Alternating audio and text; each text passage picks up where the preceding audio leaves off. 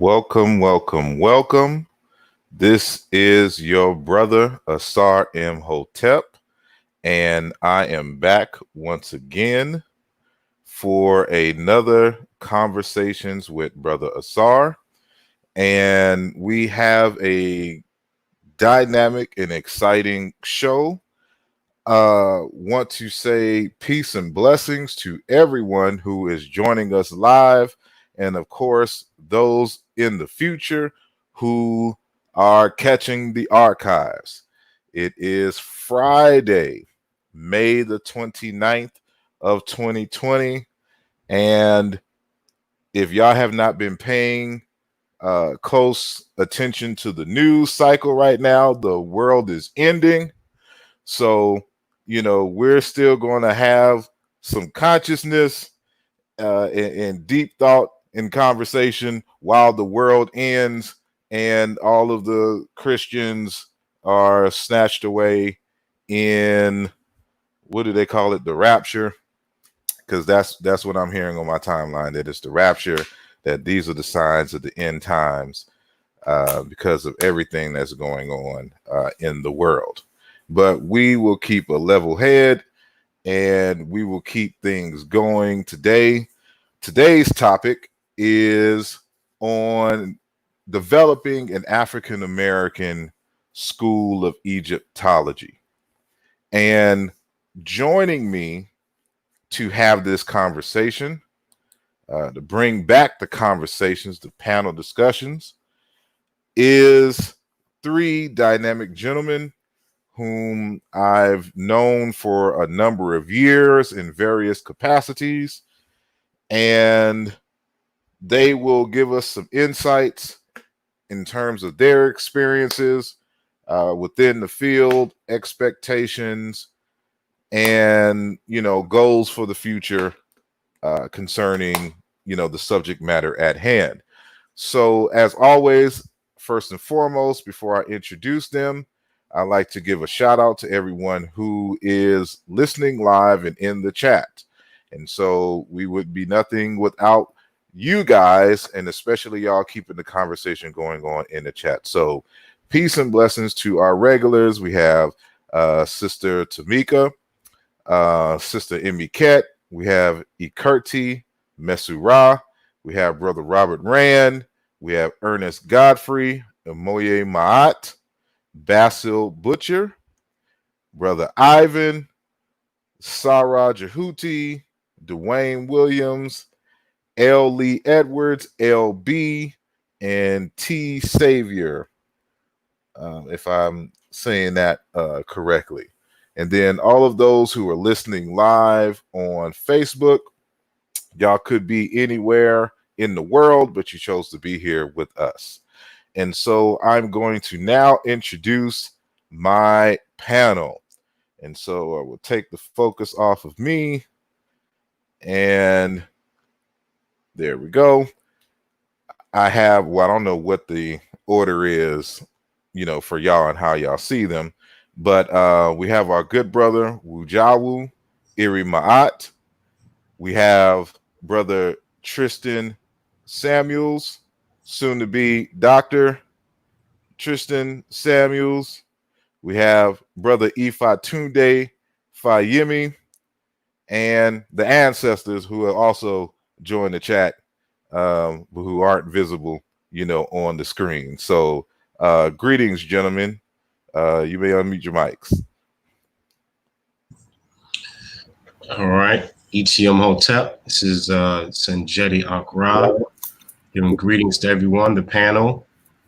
Peace of Sar, Wujao, Brother Tristan. It's been a while. Yeah. And everyone listening to the archives and live. All right. Anyone of y'all? Say ETM Hotep.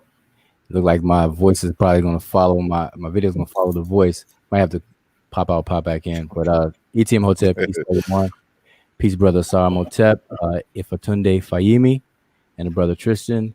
Some Tristan, as I say. Yeah, it's been a minute, Tristan. But I'll say peace to the panel, peace to the viewers listening, and yeah, just hope everybody's being safe amid the pandemic and the reopening. Hope people being careful. Make sure I say that. That's it. All right, Hotep, everybody. Hotep, my panelists. It has been a minute. That's what it's been a minute. And Hotep to the audience. And I'd like to thank Asar for inviting me on his platform. And I'm excited as always. Indeed, indeed. Thank you, brothers, for joining and sacrificing a few moments of time on this weekend. Y'all could be locked up in your house during this COVID, but you chose to live amongst us in the internet world. And so the topic is on the possible creation of an African-American or African in America, school of Egyptology. And is it warranted? Do we have one already? If we don't, why? What's the history? What we need to do? All kinds of questions that we'll get into, throughout the length of our particular conversation. But how this topic came about for me, it's really kind of a series of events over a number of years. And it really kind of accumulated on me.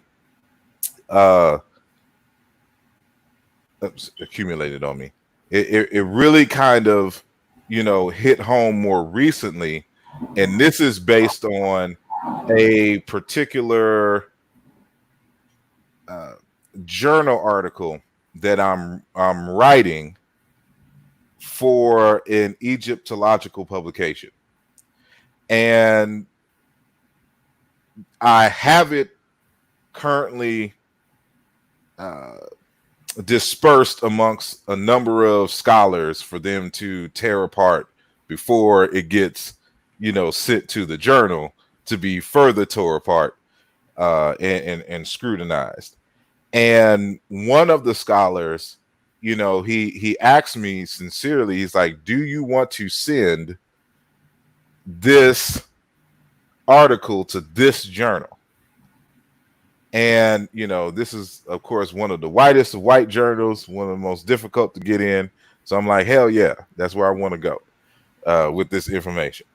But, I already know it's hostile territory. But one of his responses was, because, for example, this is the German school, and they already have their idea in terms of, Egyptian history and Egyptian phonology and things of that nature, they're going to reject it. And so, reflecting on the conversation, it just reminded me of the fact that, it's really, when you're engaged in scholarship and you're having these arguments with certain individuals and or a certain text, we have to remember that certain thoughts, certain methodologies emerge out of a particular school of thought. And if you understand the nature of that school, you can kind of gauge how your interactions is going to be with those individuals. What doors are open, what doors are closed because of whatever particular paradigm that particular school may have. So, but again, this is a more recent iteration of a reflection that goes back, several years, wondering,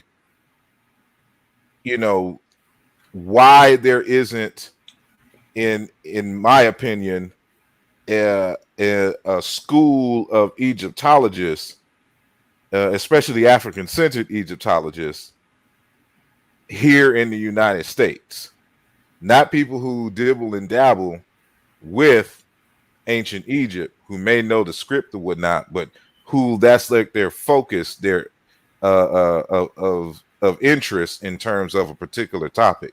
How come we don't have any professional organizations, for Egyptology amongst us, and things of that nature? And so those are the kinds of things and questions that, I'll be asking throughout the discourse that we're going to have, saying today. So, that's just a little background of where the question came from. Like, we don't have our own journals, over here. So they have their thing in the Caribbean, with the late Dr. Alan Anselin, in terms of, that Egyptological journal and things of that nature. Of course, we know the Dakar school, the Diopian school out of Africa. So that's Sheikh Anta Diop, Theophilo Benga, et cetera, Babacar Sal, a whole bunch of individuals who come out of the continent. And then we know the London schools, the Oriental Institute, and the Berlin School, as they call it, in terms of the Germans. And, so the question is, where is our place, in this, and in what ways can we contribute? So with that said, I'll start off with Brother Tristan, and primarily because, if I remember correctly, you got your master's in Egyptology. Am I correct? Yeah, that's correct. So, you would be familiar with the different schools of thoughts and things. So what has been your experience, studying in the field itself, and then more specifically in the place in which you studied? And, what have you learned, what, in terms of similarities and differences between the different schools? So, okay. So by different schools, do you mean the different?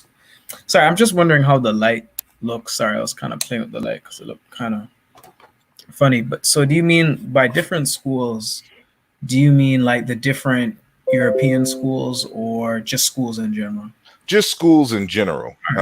And so, that's why I mentioned the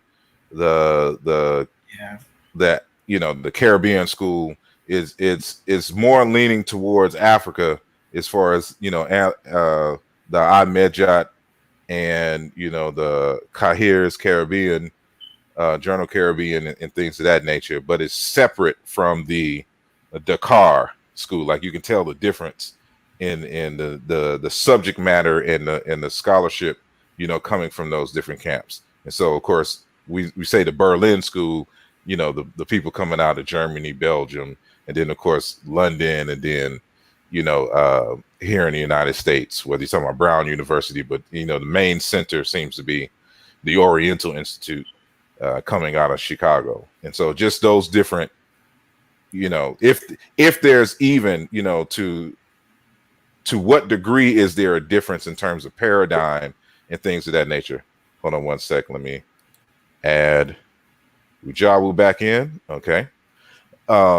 So if I'm making any sense at this point. Okay, no, you're clear. It's just me being silly, but I should have figured, but I get what you're saying.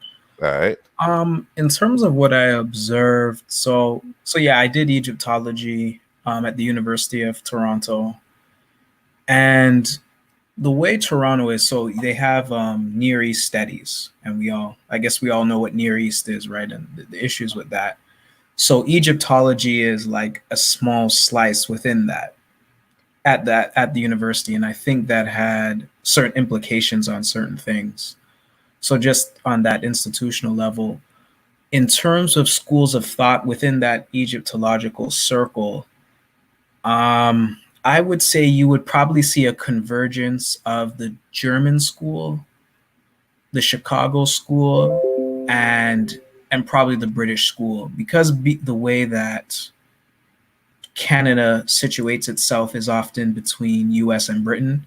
In general, when it comes to identity, it's often like that. So that's also reflective, interestingly, in the Egyptological program. And just some of the personnel that was there at the time I was there, because the Toronto Egyptology program went through several changes. So I guess when I came in I guess it was 2013, 2014, it was kind of on its decline, where you see the faculty is downsized from having a full faculty where you could just focus on Egyptology very distinctly to now you might have 2 or 3 members, right? So it was that kind of situation. And also they're split between people who study the modern Middle East and then the Near East, right? So just a lot of cut. So I think that's important. In terms of my experiences there, it's just and I know some of y'all know this. I know Asar knows this. It's just funny looking back, because I'm in the Africology program at Temple, and then coming from there, very conservative white establishment, to the only Afrocentric PhD program in the United States. It's a very big contrast. So in terms of my ideologically, I think what was interesting about my experience there, I think professors, for the most part, were receptive, because I don't always look at, what people know, if they agree or disagree, but I really focus on receptivity. That's more how I am. I like things like debate. I like things like dialogue. I'm very like that. So I tend to focus on receptivity. That's just my personality. We all have our different things we look at. I think I was with, for example, my master's advisor, Dr. Leprechaun. He would just in class be very blunt. He's a French-Canadian guy. He was very blunt that, ancient Egypt is an African civilization and it's Black people, like very explicit. So that was interesting. And then other professor I had, I think Marion Wagner, archaeologist, they were receptive, generally receptive. But what I found was, I guess, and I think this is where, when we get into developing a school, student groups who you start to interact with, peers weren't liking me too much, because, and the way I was too, I was very, because keep in mind, I've been reading Dr. Asante Job prior to, so I was very familiar with different schools of thought. So the social part of it, I think, is where the difficulty may, because I know we'll probably get through this later in the discussion, but I do think, what kind of peers you have affect the way that you handle building a school or dealing with a discipline. So it was interesting to see faculty very receptive. I think maybe one faculty member I remember I had an issue with, but I think he wasn't in the Egyptology. And then I think I was another one that I think was a bit elitist, but that was only for a brief time. But the bulk of it, I think faculty was, I think I could navigate that, because the thing was with me, and it's not to toot my horn, but I always make sure that I am thorough. I'm a very thorough person, very methodology, very argumentation strict. And I think that environment, ironically, when I came into being up here at Temple, I think that I think I liked the challenge over there sometimes, because they try to find an excuse to say Kemet is not African. And my arguments would just sharpen, because because what it was, I used to be very mystified by archaeology. Very mystified. I'll just be very honest. But when I started realizing how archaeology works, and I'm like, so this is like this. And not that I don't have my critiques of Job or any of those thinkers, but without them, I think I would have been very lost. Like, I could start to see holes in the arguments, just the whole conceptual thing with me. So it was just very interesting, but a lot of hostility, but a lot of it in that particular case, I think, had more to do with peers. So when I bring up certain things, sometimes a point would come up in class. We're still at the level where, it's how is Kemet African, right? Or, first of all, they don't even, if I say Kemet, it just, the things that sets us turn off, right? It's just getting them to see or not even getting them to see, because I would just assert, because I'm like, it's a fact. Like, I was very like that. I'm very like, it's an African civilization. This is why we have this problem. Because a lot of the analytical issues sometimes with material was just because they're looking at a Near East model to explain African things. That came up a lot in class. So sometimes it wasn't even a matter of me being argumentative. It's just like, wow, when you actually have the perspective, that African-based intellectual perspective, and then now you're having access to the actual materials, because they have access to the Royal Ontario Museum. So it's just that combination. So that's what I would say. I hope I was clear. I know I was jumping a bit, but I just want to say it was hostility, but a lot of it coming from mainly students more so than faculty. I would say that part, but I don't know how, and that might be what the situation was in Canada too. Yeah, it reminds me of a recent conversation I was having with the brother out of the United States who also did his master's in Egyptology, but did his in Germany at the German school, and his advisor, included Osing. And he was telling me, of course, how thorough the school was, there, but also how hostile it was, towards this type of thought, and just even just other Egyptologists in other schools, but that seems to be the thing. Like, that seems to be the experience. Like, those Black folks who go to these institutes to get these degrees in Egyptology, are met with a lot of hostility. And, having those conversations, also prompted me about, prompted in terms of thought, like, my ideal would be like a group of us went and got our degrees in Egyptology, and then went to set up a department at a HBCU where you can get, a degree in Egyptology. But, no HBCU, to my knowledge, has, even a program that deals with, Nile Valley studies in Egyptology, which is a shame. But I'm gonna move it on to Brother Bujawu. And, what is your knowledge of the different schools, and do you see any distinct differences, positive or negative, between them. And I'll just leave it there, and you can continue on. You're muted. All right, I guess that would help, wouldn't it? So, technically, and I don't know if my voice is catching up to my video. I may have to turn my video off. But okay, so I haven't taken a course in Egyptology to experience direct differences, but in doing a lot of literature review of the scholarship that's out there that comes from the different schools of thought, I definitely see distinct differences, with the German school kind of standing out in terms of how detailed the German school of Egyptology is, in regards to, for example, a lot of their material is handwritten. So when you're dealing with Egyptology, you're dealing with the Seshmetanetro, or the hieroglyphic writing system. You have to draw each individual glyph.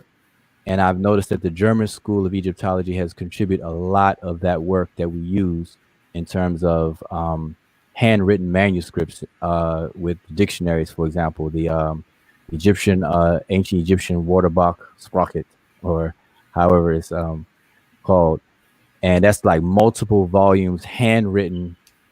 And just imagine doing a dictionary and you're doing a lexical inventory and you left out a word that has to squeeze in between some other two words. You have to write the whole page over again because you have limited space and things like that. So I've noticed that in terms of detail, they're very detailed in that regard. But between all of them, though, I have noticed a bias with the scholarship in terms of when it comes to ancient Egypt. You can see and tell that they are looking at Egypt through a narrow lens, and we pretty much describe that lens as an Abrahamic or Middle Eastern lens. You throw the Bible in there, or the biblical stories, the biblical characters, the biblical chronology, the timelines, and things like that. It's almost like an afterthought, like they're trying to piece the history of Egypt and the evidence, the attestation of what we can see and tangibly touch and everything like that. They're trying to take that and fit it into something that's already preconceived by them, coming from that bias. And so I've noticed that between all of the schools of thought, with the exception of the Dakar school, the Ethiopian school. And so I have observed that. That's that. And another thing I've observed is that certain schools of thought have prestige over the other. In terms of pushback, if you're coming like Asar, I think you mentioned this before, the journal that you're about to publish in, are you sure you want to go there with it and whatnot, because they already know what you're up against, so there's certain I call it scholarly bullying, where certain schools of thought will be the standard, and they will be seen as what they say, that it is what it is. And so if you come with something different, you have to fight against that, not only with the information but against that bully aspect of that. So that's what I've seen. So in my observing the different schools, so for example, Dr. Theophilo Benga, and all of the African scholars, African-centered scholars, not only do they go up against trying to build upon methodology and having a superior method to produce more accurate information, they have that challenge before them, but they also have a challenge of fighting the bullying. They're fighting the racism. They're fighting the bias that's coming from out these other schools of thought. So you can pick this up just from reading, doing literature review of everything. You can actually see this, and it just oozes to the top. So that's what I've observed. So I guess I'll leave it there for the other part of the discussion. So I passed it on the same question to you, Brother Sanjeti. All right.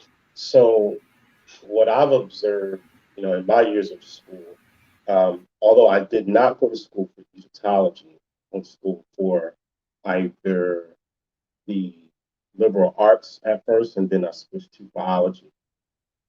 And, my focus is more on the medical. However, I always did, reports and things like that around Kemet, around Egypt.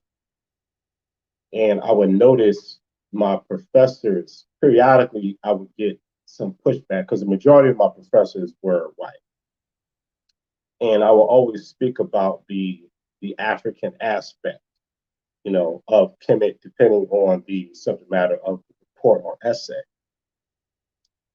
And I would pull from the African-centered or Afrocentric scholars.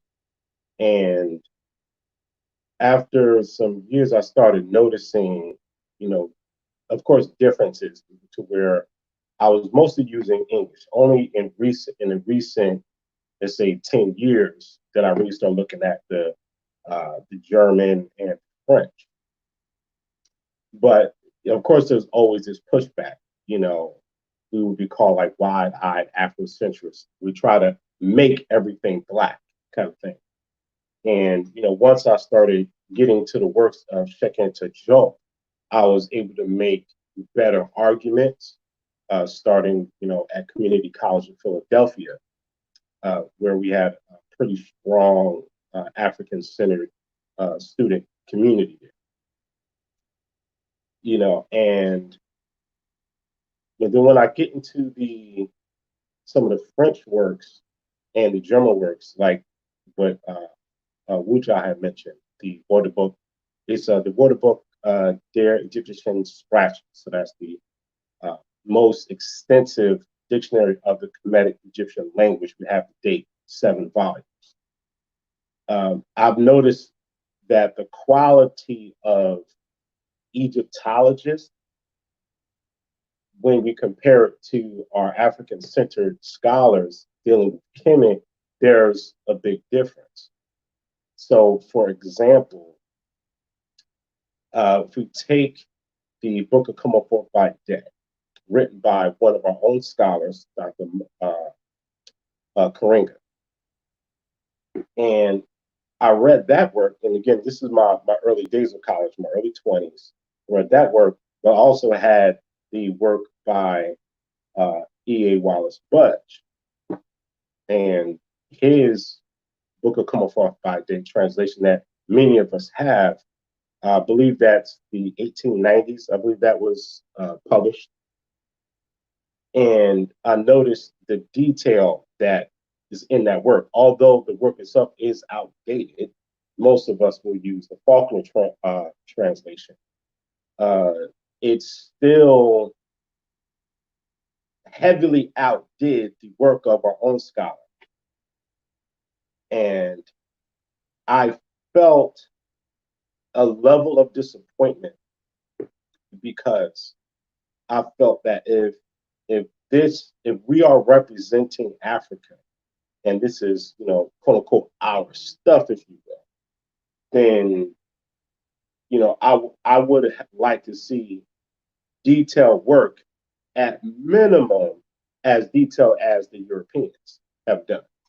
If it's our, if we're representing it, as Africans. So, that was my first level, one of my first levels of realizing we have to pick it up if we're going to either catch up or surpass. And then as time goes on, and I'm utilizing more African-centered literature, I'll say most of the time, I was able to prevail in dialogue with my professors or even visiting scholars to university or college I was attending.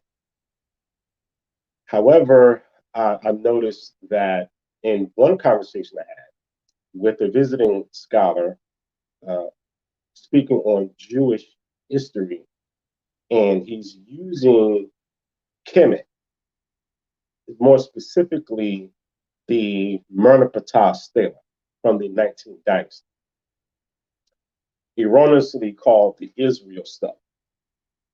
So on the reverse side of the stele, in the last stanza, is where it mentions the term, the people name, the group name, Yisrael, which is interpreted as Israel. So after his presentation, him and I got into a dialogue, and I brought up the famous statement that we use from our elder and ancestral scholar, Dr. Yosef Ben Yaakov. You know, we came from the beginning of the Nile, where the God Happy dwells, at the foothills of the mountains of the north. Instead, of course, it comes from the path of Sufu Nefer. And to my surprise, the scholar, he says, show me. And I said to myself, wait a minute, I realized I didn't actually see that path. So he invited me to simply email him, you know, the link or the actual reference so that he can look it up. Needless to say, I couldn't do it at the time. This made me realize that, you know, again, we're dealing with different levels of scholarship, and the arguments are not as easy to bring across. So as the years go on, noticing, again, differences in Egyptology. So in Egyptology, you're typically not going to get, at least in the English-speaking Egyptologists, recognition of the African foundation and continuance that is Kemet.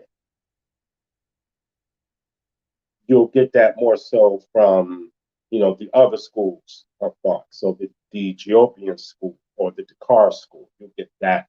The Caribbean schools coming from Alan Anselin and his associates, and many of the Francophone-speaking Africans. As far as Egyptologists, not to say, you know, we do have English speakers, but the quality of work that I've noticed is mostly coming from the French and mostly the German, because again, they're handwritten. You're getting a lot of research meta-lecture, as Wujah mentioned, whereas in English, you're mainly going to get transliterations. So they put the translation, but they'll put the transliteration, not a lot of meta-lecture hieroglyphs, you know, in there. So. All righty. I appreciate you all for answering the question. So now I'm a round robin it so we can move on in terms of these different perspectives. But the question now being, given our topic, is there an African-American school of Egyptologists? And if so, who would you consider its members? And anyone can, you know, begin to answer that. All righty, I'll take the first relay. I'll go fast forward. I would say no is the answer. And then I don't think that we have, and I want to kind of back up a bit. The schools that has been mentioned so far, I've noticed also that they sort of have as their a museum or some access to artifacts. So, for example, the Chicago Oriental Institute, you have the British Museum, you have the Cairo Museum, and I think you have the Louvre for the French. And so certain schools of thought have you know, access or direct appendage to some kind of tangible artifacts and museums. So I wanted to kind of point that out as well. African-American, we have a couple of museums, but they're the Penn Museum, you have the Met and things like that. So but as far as a school of Egyptology, I don't know if I would I could say yes to qualify it as a school of Egyptology. So I think we probably have to back up in what would distinguish a quote unquote school of Egyptology in and of itself. And I don't, in comparison to the others that we were talking about, I don't think we have one that we could label African-American per se. I would like to add, in terms of how should I say? You mentioned that the major schools are also all associated with museums. And so that would imply, for example, that there's no Egyptian museums, at least let me just say, for the Dakar school, they're not associated with any museums, because of course there's the Egyptian Museum in Cairo. Right. But they're more mainstream, Egyptology coming out of Cairo. But they have access to certain things that none of the other schools have access to, and that's African people and African languages. There you go. And so they're able to gather and get certain knowledge that doesn't exist in those other areas, because they live among the people who still have the variants and dialects of the language that's relatable to ancient Egyptian and the cultures which you see in the actual temple walls and things. So so I just wanted to point that out as well. But you asked a good question in terms of how do we define a school? And so the way that I see a school has to deal with that there's a particular body of scholars who research, who have a primary focus of research, which of course is ancient Egypt. But they also there's an underlying paradigm that governs the direction in how they study. So for example, let's take it out of Egyptology, for example. Like if you go to UCLA and you study history under Christopher Ehret or some of his past students or whatnot, they would all fall under the school of Joseph Greenberg in terms of how they approach history and the particular paradigm, for example, because like with Christopher Ehret, you go to school for history, but as a process of studying history, you have to learn linguistics, and they use linguistics as a major tool to tell history. But the paradigm in which they use to tell history is under this model, which we generally call the Greenberg model.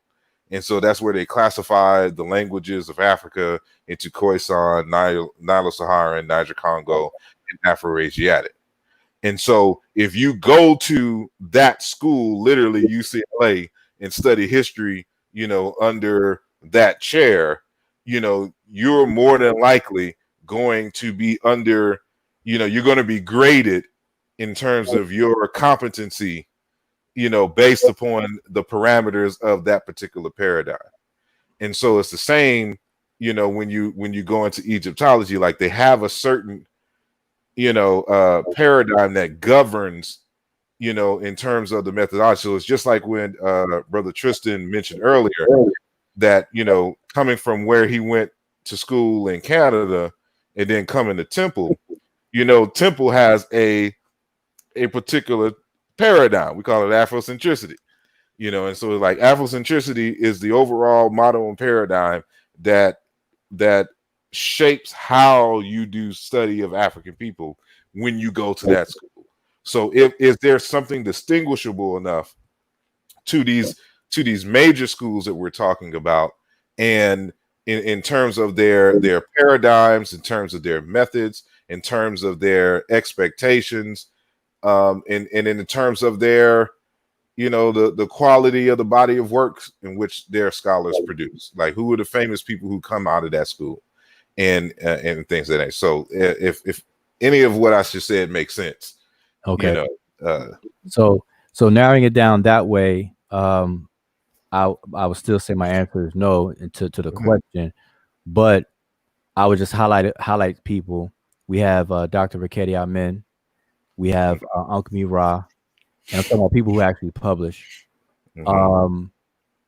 In terms of African American, and then we have an organization that would come to mind when it comes to Egypt, which would be ASCAC. You know, but ASCAC itself is not a machine that produces publications like these other schools that we're talking about and comparing to. So that's for those reasons. That's why my answer would be no, and I would say that that's why we need one.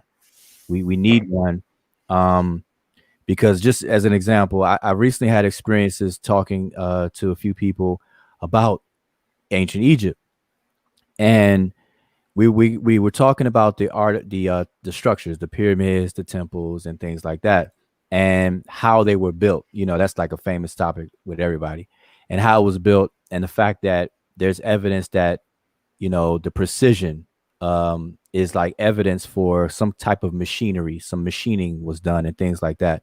And so then you go from that conversation to the Graham Hancocks, the Christopher Dunn, and the Robert Ball, Thomas Brophy.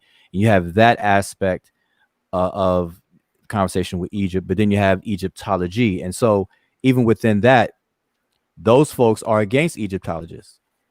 But then here we come into the conversation, and what happens to onlookers when we come to the conversation with fresh eyes, the onlooker wants to place us on one side of their arguments. Where do we fall? Are we on the side of Egyptologists talking about the standard Egyptologists that we've been talking about, or are we on the side of the anti-Egyptologists and they want to deal with geoarchaeology and all that kind of stuff, ancient races of people that push this technology, whatever the case is, when we don't follow in either one. And because we don't have our own school per se, it's hard to even fit in to make a difference even in those types of conversations. So for all the reasons, I say the answer is no, but I say we definitely need one. Brother Tristan?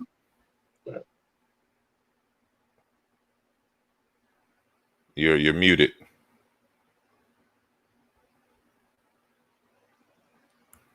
So the question is there an African-American school of Egyptology? Is that simply it? Or am I missing a second part of it? No, that was the whole question for that moment. Yeah. Okay. All right. And there was two parts. So if there is, okay, my bad. I was just saying the question was that, and if there is, who were the prominent people within the school? So that was the full question. But go ahead. I would say so. Kind of. I don't like to beat a dead horse, but I would say no, just because when I look at Egyptology, I look at it as a particular discipline within the academy, and you look at who runs Egyptology programs, who's founded it, what institutions they're connected to, and I guess that's why I don't want to assume, but I guess that's kind of what I thought about when Ujaru brought up museums, right? That ability to have access to certain material records that may not be as easily accessible to people on the outside, right? That was something that I think is really important to highlight. So I would say no, just because you don't have African people in those university spaces. So I would say no, it's not there.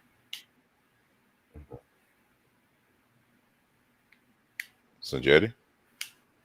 I would agree that no, we do not have an African-American school of Egyptology, even though we do have African-Americans dealing in Egyptology.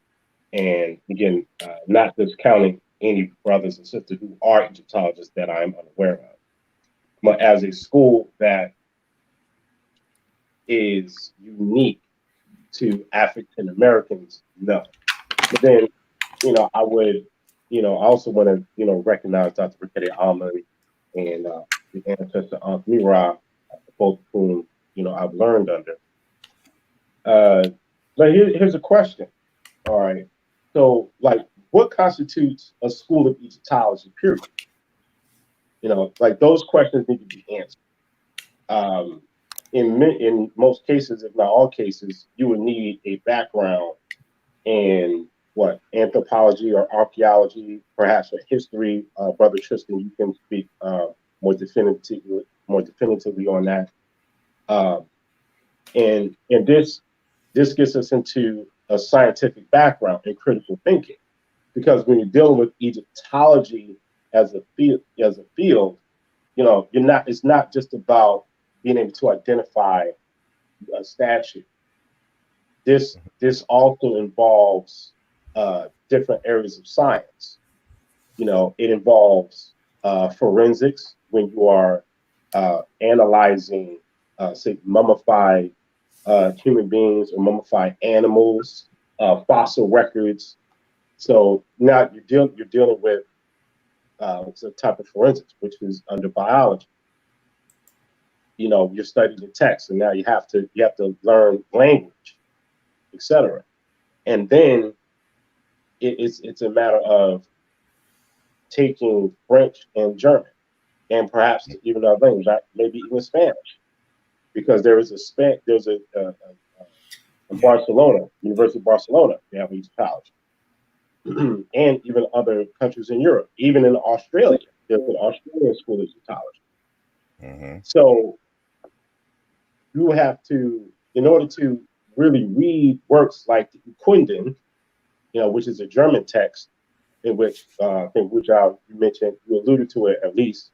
It's pretty much all the primary text from the Old Kingdom all the way through, handwritten, meta-metric, but is written in German. So in order to penetrate that information, you would need to learn German. In order to penetrate many of the French words, you have to learn French. Mm-hmm. And if we were to have an African-American Egyptology curriculum, we would need to be able to penetrate these texts, and translate them and understand the full scope of Egyptology. The only way that we can truly do that is to get into these languages. Now, connecting this to a past experience that I had when I first really started learning the details of the Kemet from an African-centered perspective,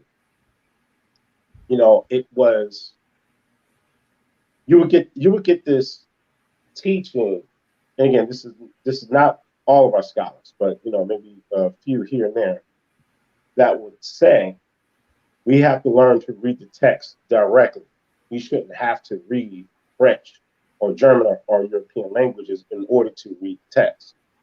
Now, there's, at least in my personal experience, there's a pro and con for me. It may be manifested different for other people. While we should be able to read meta-metric and even the Sesmejat or the hieratic, the Demotic, even the Coptic, directly,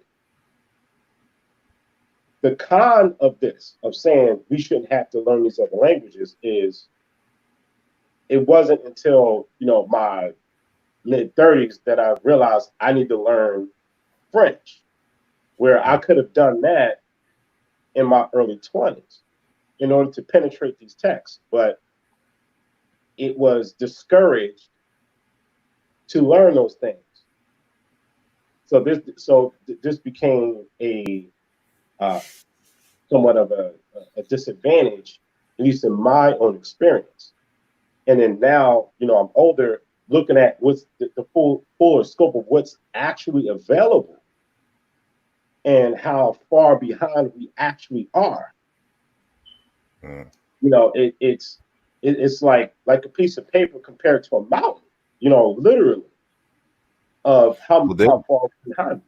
That goes back to the point made about many of these major schools being associated with museums, because if you have a museum in Germany with all the artifacts and papyri, of course German speakers have direct access to those artifacts and things and are able to publish on those things. And of course, when you you're dealing with the French speakers who have this large museum there with a whole bunch of artifacts.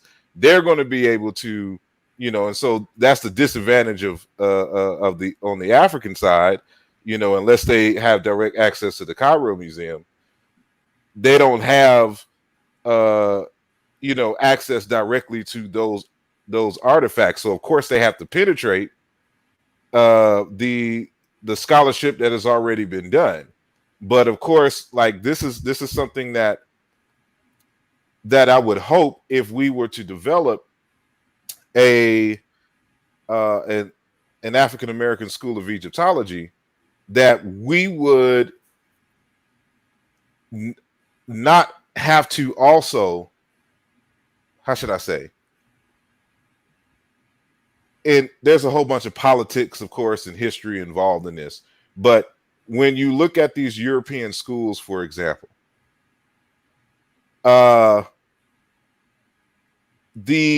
when they write about ancient Egypt, it's never in contrast to African. I'm not going to say never. The majority of the texts are not done in contrast to African researchers and how they interpret ancient Egypt. They just go into the text and give their analysis as is, and they move on with their day. Whereas with the African school, it seems like we can't just analyze the text, for what it is that we always have to compare and contrast and mention the 1974 symposium and like we got to put personalities in it and things of this nature. And I don't think that we will be able to advance, a school of thought if as we say, Asher Kwesi used to say, you never let your enemy become your deity. If, they're always on your mind, that, like certain things should just be a given. They're African.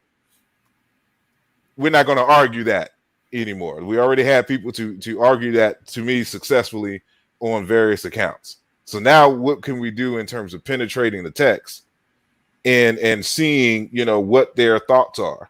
And then we can bring up the question, well, how is them being related in as Africans in inheriting certain African culture, how does this enhance our knowledge of their particular text or whatnot? But I want to ask, again, if we were to, create a school, what would be required for the curriculum? Like, how would we set up, an outline in terms of different stages? And so that's one question. And then the second question is, would we try to launch this at a university, or is it possible to create a separate institute, an independent African academy, of Egyptology that isn't necessarily, associated with a particular university? And what are the pros and cons of such a feat? And so anyone can try to answer that. Tristan, if you don't mind going first, because you've already had your feet wet in that so far out of all of us, I think.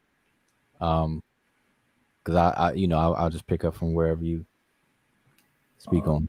I guess so. I don't like to be like, I know, I don't like to be on like that. But in terms of my, how do I put it? It's one of those things, so curriculum, right? Let me focus on curriculum. Because there was a lot that was said that I think is interesting, but I'm trying to focus on the question. And not go because I'm really tempted to. It's hard to fight it because I'm always like that. In terms of curriculum, I think, well, I guess I'm going to think of texts that I think are important. I think for just general texts, I don't know which of Job's texts. I don't want to say myth of civilization or reality. I don't want to say that because that's not actually the text that I have in mind. I feel like I would rather pre-colonial Black Africa, specifically because it's looking at Kemet. It's not, its focus isn't Kemet, but he's trying to, in that text, he's establishing different connections to, Black Africa. I would like that in a curriculum. And I would also like a work from Obenga, the African philosophy work.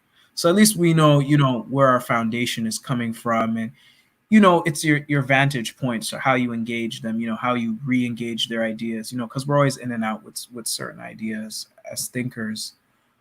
And then I think the next issue is, okay, now how do we deal with archaeology? How are we going to deal with archaeology?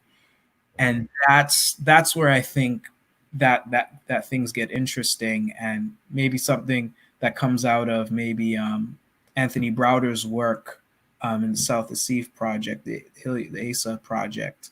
That would be very interesting if something textual came out of that. That would be very good, even if it's a documentary material. That would be very interesting, because I think that's really where we're limited, is when it comes to the archaeology part. So I wouldn't know curricular wise how to deal with archaeology, because then it's one, getting funding to go on these trips. Like, I was fortunate that I had a scholarship. It was very extremely competitive. In fact, I'll just detail it just to illustrate, because I think people need to hear about the resource part, because it's extremely important. Mm-hmm. It was a scholarship that I missed. I missed off of it. Like, I was like right at the cutoff line, but someone dropped out and then I got the scholarship. Mm-hmm. And then that's how I was able to go. So I think that's just how competitive in that. And, those trips are like, Canadian dollars, like 5,000. In the US, you might pay more, similar costs. So yeah. I think dealing with archaeology, because I think it's one thing to have texts, but it's another thing to go see, because even after years of the studies I've been through, things really changed for me, having the opportunity to actually go to Kemet and why I think it's important too, is you see the contrast between what is African and what is Arab so clear. It was very clear. It clarified a lot of things, and you get a sense of why they wrote what they wrote, because, it's the context. So I think that's part of, because I include that in curriculum, the ability to go on trips, the hands-on aspect. I think that's where I think is a bit tricky. But text-wise, I think it's Job, it's Obenga. I would probably say definitely something with Dr. Asante. Probably his Egyptian philosopher's text. I would say that, because of what he does in that text is, I think important. And that's what I would say textually wise. But I don't want to think that's just about text. Like, I would say as well that we would have to create our own text. Oh, we would, because we don't have our own introductory to Egyptology text. Like, we would have to create the text, for the curriculum, at a certain period, of time. So we have our own scholars that we can refer to, in these lanes outside of, because you're going to have to create text on method. You're going to have to create text, in terms of time period, how to assess, certain remains and things of that nature. So something like, of course, Wujau was working on a grammar, of the Egyptian, languages and its stages. So we would have to have our own grammar text, yeah, we do. Our own, like, James P. Allen just released last week, this ancient Egyptian phonology. So we're going to have our own linguist, to attack the phonology question. Like, there's just a whole bunch of stuff, but I don't want to limit it. What I'm saying is I don't want to limit it to simply the question to books that have already written. Like, we it would have to be understood that we would have to write our own text, and that would have to be part of the process. But I'm sorry, I think I cut off Brother Sanjetti. Yeah, and I think part of that process as well for curriculum, we will also have to include chemistry, you know, because, you know, if you're working on artifacts, you have to understand, you know, rates of deterioration, um, you know, how to do preservation. All these things is pretty much chemistry, you know, so that would need to be. So I think that for us African Americans, we would perhaps need even a more comprehensive curriculum than the average Egyptologist, you know, because we're coming from a completely different cultural, historical vantage point, you know. So what our brother Tristan mentioned, definitely those types of texts that'll help keep us centered as we're navigating through the curriculum, and then also understanding the world that we're entering into, you know, because, you know, we're dealing with uh, Egyptology starting from what the 1820s moving forward. You're going up against all of that, you know, and the anxieties of race from Egyptology towards African people. So we have to come with that to pretty much baggage, you know, and knowing how to navigate it. But I think, sorry, you mentioned method. Definitely at the core of it, you know, in the beginning stages, learning method, so that when we are making analyses and assessments of ancient Egyptian Kemetic texts, that, you know, we are being thorough, that we're being precise and exact as much as possible, you know, and that we can avoid, you know, making claims like spacecrafts and hieroglyphs, things like that, which it seems that people outside of, you know, African Americans perceive us as always coming with those types of interpretations that we're getting from the New Age section, you know, in different bookstores. Now, of course, people have right there their own interpretations, but, you know, it really throws us for a loop when we are trying to get the facts.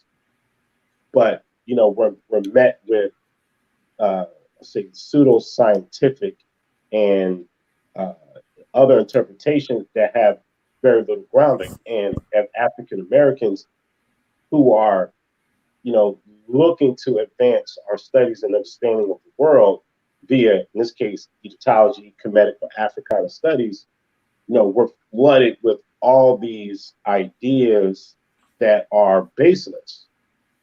And then many times people outside of us make the false association, oh, that's Afrocentricity,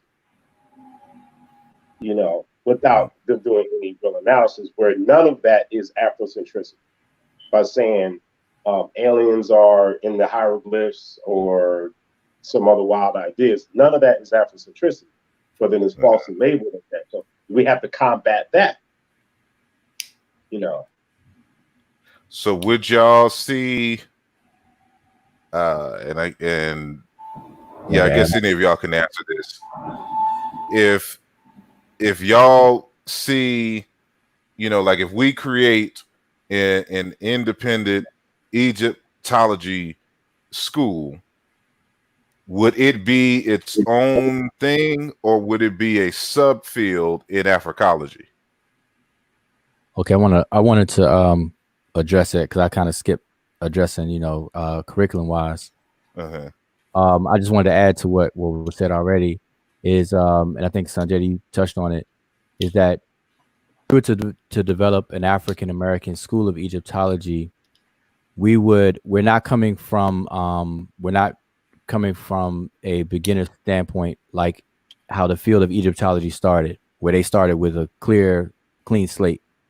And so because we're late in the game, it would be necessary for us to learn French. So that should be a requirement. Learn German. That would be a requirement. Why? Because a lot of the information that's been discussed about Egypt so far, from the birth of Egyptology up until now, is documented in those languages. So we have to do like a overall literature review and be able to have access to that. So that would be a part of the curriculum. out of necessity. And then so I wanted to add that, but also a curriculum, we would have to have a time frame, because we speak about curriculum, but what would be the span of time for an African-American school of Egyptology? What would be the like, for example, 4 years for a bachelor's degree, master's, and then a PhD. So we have to have a time frame on that. And so we would have to come up with that. And then all of the clear standards to see progress, like what would be the proficiency markers for progress in such a school of Egyptology. And so we would have to have that in place. And so now to answer your question, separate, what was it again? Separate or be a sub of? Yeah, like would it be a separate thing unto itself, or would it fall, or would we want it to fall under Africology? So Africology is the African-centered study of African people and phenomena. So that's a school, that's an actual field of study that you can get a degree in Africology. Matter of fact, Tristan will be getting his degree in Africology in the near future. So would it be under Africology, in the Afrocentric paradigm, or would it be something separate?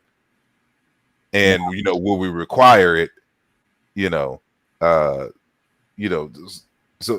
if my question makes sense. So would it be something separate, or would it be under Africology?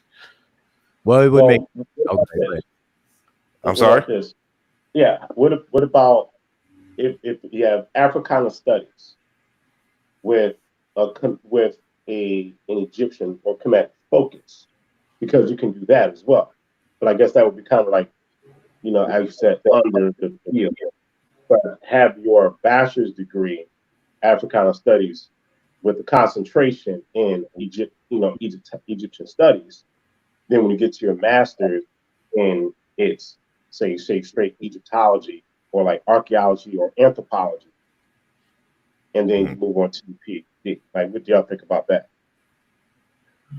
Well, it makes sense because ancient Egypt or Kemet is in Africa, and that's the problem that we're having with the absence of the African cultural perspective being in Egyptology, which is a huge problem.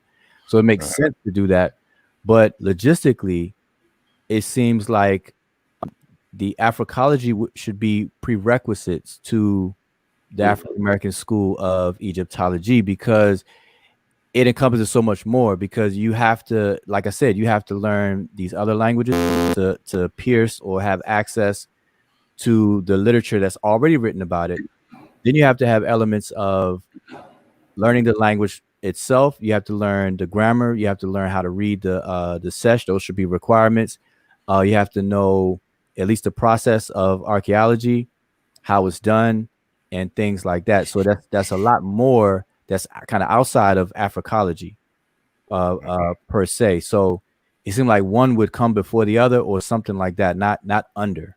I would say something like that, like a post situation. So you have like an undergrad aspect, and then a more advanced to open up a whole nother thing. That's how I would kind of see it. So like the paradigm, like this is what I meant in terms of paradigm. So like Brother Tristan mentioned that the department in which he was at, he studied Egyptology as a kind of a subfield of quote unquote Near Eastern studies. So if we have our own, Egyptology school with its own paradigm, it would be now, like we could say it could be Nile Valley studies, like how they, keep focusing on the Near East, like our concentration is the Nile Valley. So this is going from modern Ethiopia, Uganda, Congo, up to Sudan, into ancient Egypt and Libya. Like that would be the focus, just in a way that they focus on Egypt, the Levant, Syria, Iraq, and of course, ancient Greece and Rome. So like that would be a distinguishing marker right there in terms of the geographical area, of focus. And so then, you could have subfields, of course, like nubiology, and then like I have yet to see puntology. Like we need to have some archaeological, digs in Punt and some studies in terms of culture so we can find out, who these people are, and what that can tell us in terms of, relationships like that. That's a whole area of studies that could be included in, the Egyptology, which we don't necessarily focus on in these other schools of thought. So like I was listening to a conversation that Milana Karenga and Dr. Molefe Asante was having at this Black Studies conference. And when Molefe was talking about the, developing Afrocentricity, and of course the field of Africology, he was saying that, when we were developing these things, we had to ask different questions. Like our research questions have to be different than what is, generally accepted as research questions in these particular other schools. And I think that's a very important, part of the conversation. Like, what is your research questions? And then of course, again, what is the paradigm? What are your models that help shape, your studies? But you want to respond, Tristan? Well, so there's a lot going on in my head.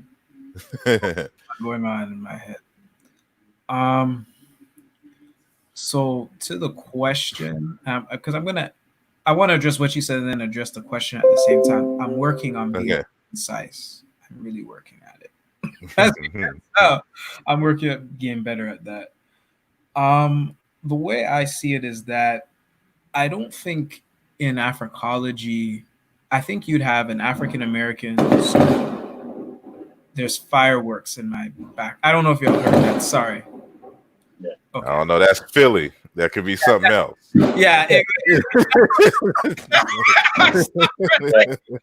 when I was talking that stuff, I'm like, because I don't know, but because it kind of got me there. But I'm saying, and I remember that conversation you were talking about between Dr. Karenga and Dr. Asante too. For Africology, I think because I'm wondering if when we're asking about a school of Egyptology, are we really asking for Egyptology per se, or African people in particular in this context based in the United States studying the Nile Valley? That was kind of a question I was thinking about, but I want to kind of put it sort of to the side that I was thinking of. But if I took the question very literally, I would say they'd have to be two separate things where you would have, let's say you have someone, who's Afrocentric leaning, but because of their situation, they have to go to they want something a bit, they have to deal with Egyptology, like an Egyptology program, right? There should be a sort of space for them to go to, either be it through advising, general resources.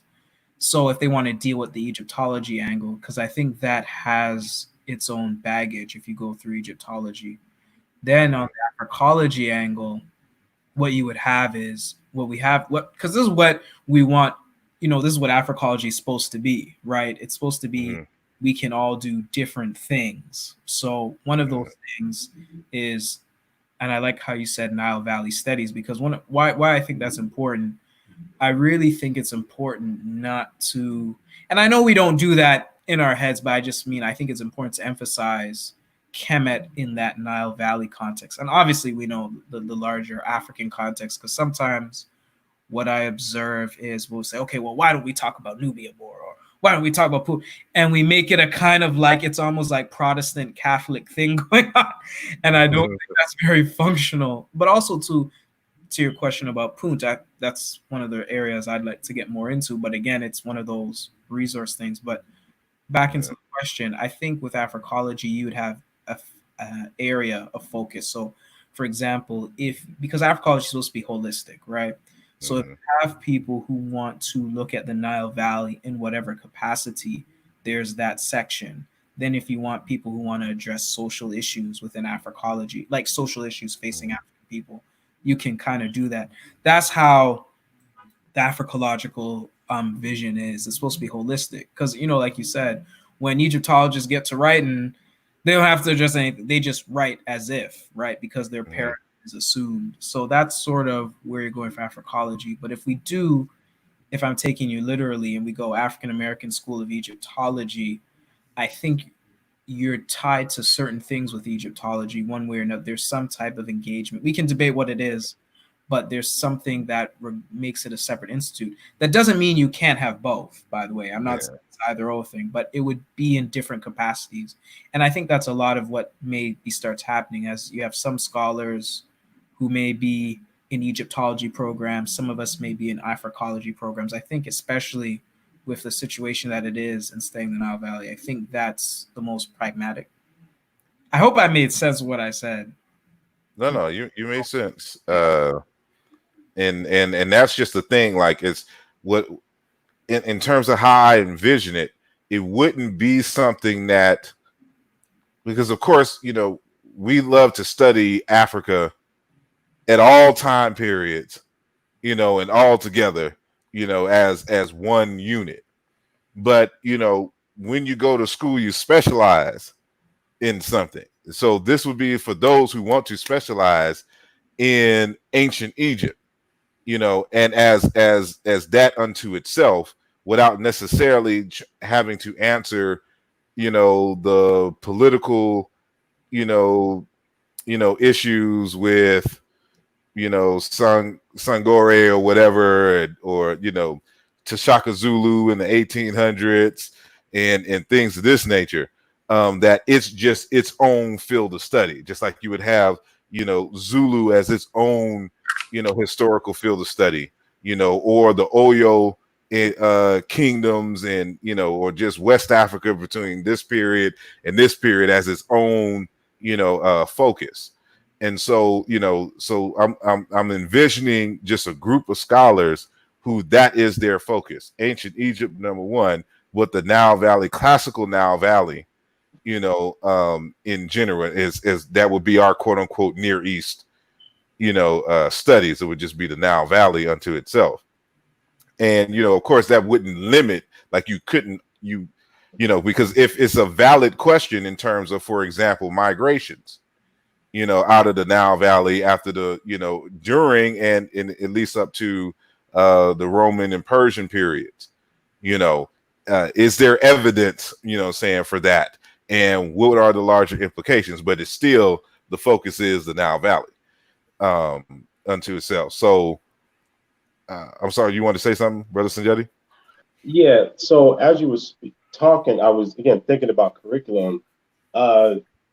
You know, and even just my own experience, you know, going through biology curriculum, you will always learn at least the pioneers of that field. You know, you learn, you know, who was Mendel, well, a little bit about his background, and then his contribution to the field, you know, dealing with genetics, etc. So if we were to have an African-American Egyptology, then that means we have to collect from who are the contributors, African-American contributors to Egyptology. Because I mean, you had on your show, you know, an Egyptologist who has, you know, openly recognized the African-American contribution to the field of Egyptology. So it would need to be a collection of who these people, you know, are, what were their writings, what were the issues they were dealing with, because, you know, even though if you were to have African-American Egyptology, and you just want to study the field in and of itself, I feel like we're still not going to escape the social aspect, because many of our writers, be it Dubois, be it Marcus Garvey, etc., when they were dealing with Kemet and even our modern scholars, the social aspect was a part of that discussion and exchange, especially say between Dubois and Petrie. So if we were reading, okay, what was Du Bois' contribution, that conversation would come up, and we would need to be educated on what those interactions were. So I'm thinking about, that would have to be put into a text, like, the African-American contributors to Egyptology as a text, one of us writing it, doing the research, of course, pulling on other scholars, etc. So what do y'all think about that? I think that kind of goes back to the question that I asked about, it being its own separate field, and then the being under Africology. And I'm not saying that we couldn't incorporate this, but under Africology, it's understood that there's a community component of it. There's a liberation component, of the study. So we don't study for study's sake, just for knowledge sake. We want to research this information for the betterment and enhancement of African people. So, like, would that be a distinguishing factor? Like, if we are, under the umbrella of Africology, would we incorporate that, or do we just need to focus on the information and let the chips fall where they may? What about West Africa? Well, that's why I would suggest. They do both. Go ahead, Wuchao. I just thought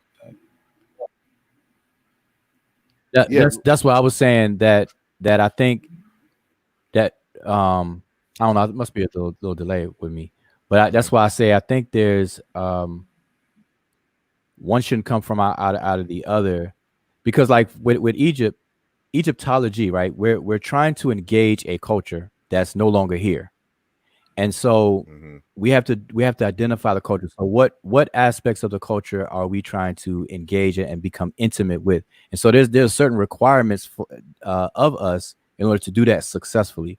And so that's what the curriculum should be composed of. Whatever it takes for us to intimately engage ancient Kemet, and so that's learning the language, because ancient Kemet is a well attested or documented civilization and culture. So obviously they left a lot of records in writing. So communication, writing, and linguistics, very big factor in a curriculum. And so in Africology, I'm not sure if that's a focus. So this is something that's almost more surgical. And so I think that would make it stand out on its own a bit. But you can have some prerequisites that come from Africa, the general Africology and that spirit or that influence. But I would suggest that this be something that's separate, because you have to do some surgical things when the ancient I say the ancient Nile Valley and Delta civilization, because we got to understand that Tawi thing, the Delta and the Valley. Yeah. But yeah, that's what I would say. We have to be surgical with it and do whatever it takes. So what makes a culture a culture? What makes a people a people? And for us to be intimate with whatever that is, that should be the bullet points for the curriculum. If we're going to become Egyptologists that comes out of an African-American school of Egyptology, you see, so that's what would be required. I'm going to deviate for a second and kind of do some advertising of upcoming shows. So I don't know if y'all will be able to see this, but it's going to cover the entire screen. So we have coming up on June 9th, which I think is a Tuesday.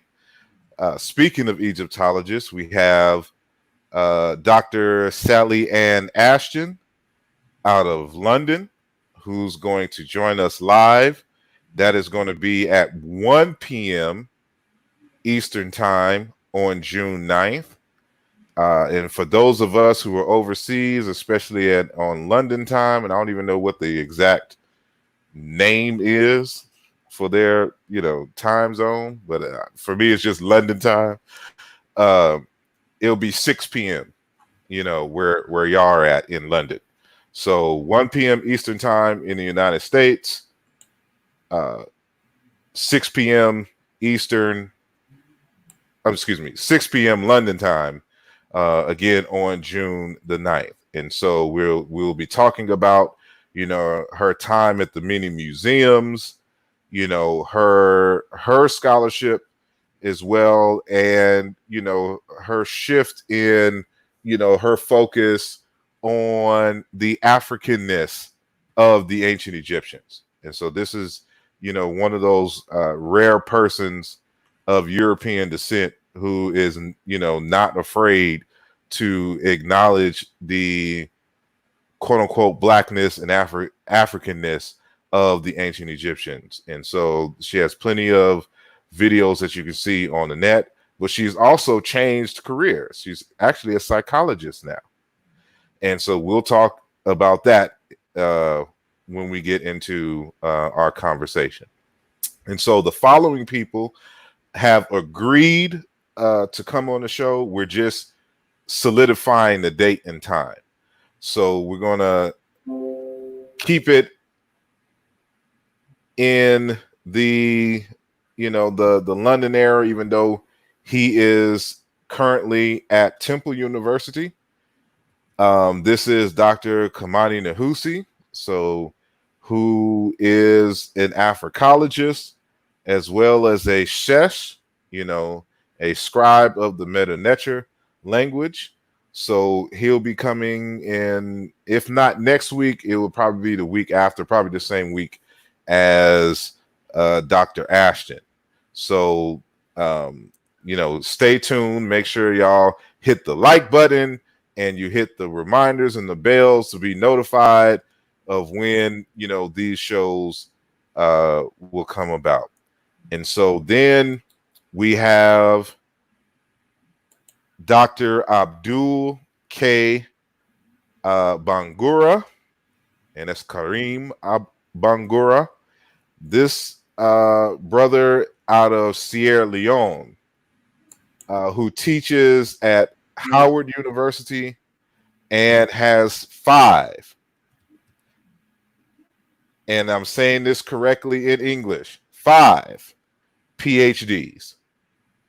And so he has 1 in mathematics, he has 1 in computer science, he has 1 in linguistics, he has 1 in political science, and I forgot what the 5th one is.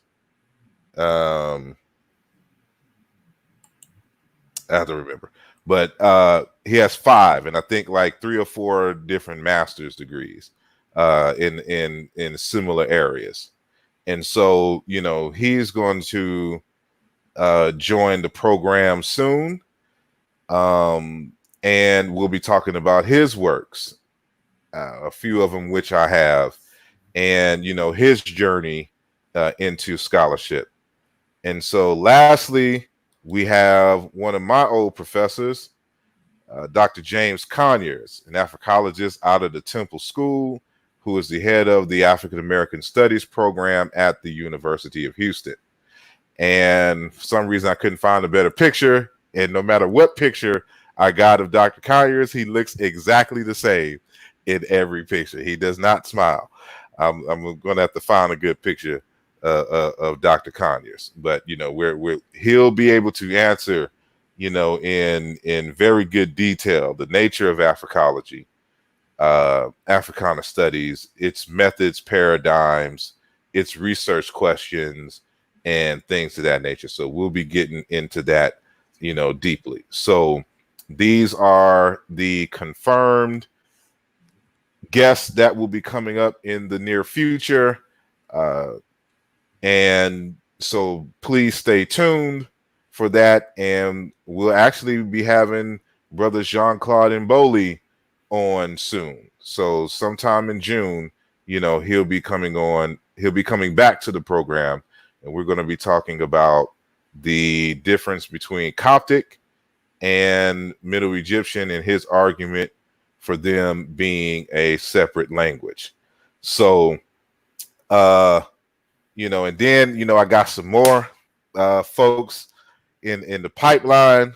So, I want to introduce the to the community some top-notch scholars and people who are doing big things in the realm of Africana studies. And then I'm gonna have a whole wave of just people who ain't in Africana studies, who are just scientists. And we'll talk about some science stuff, some space stuff, some quantum physics stuff, some mathematics stuff. And so, keep supporting the channel. And, so we're going to move on. Do y'all have any questions, before we move on? Any one of y'all that you just want to ask the panel for us to answer? Just silent. Okay. So while y'all think, I'm sorry. You asking, do we have any questions, or are you asking? Yeah. I'm just saying, do y'all? No, I'm not. Well, good question. I was speaking to the panel, but of course, the audience, if y'all have any questions, y'all can ask them directly in the comment section. So that's for those of you in Facebook land and in YouTube land. And I just want to give a shout out to Dr. And I know I'm gonna mess up your name, so please forgive me early. Katuskia Ribeiro,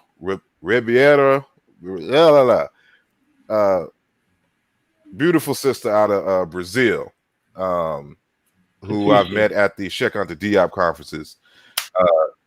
Huh? Katusha? No, I was just saying the name. Yeah, it's like Katusha Ribeiro. Yeah.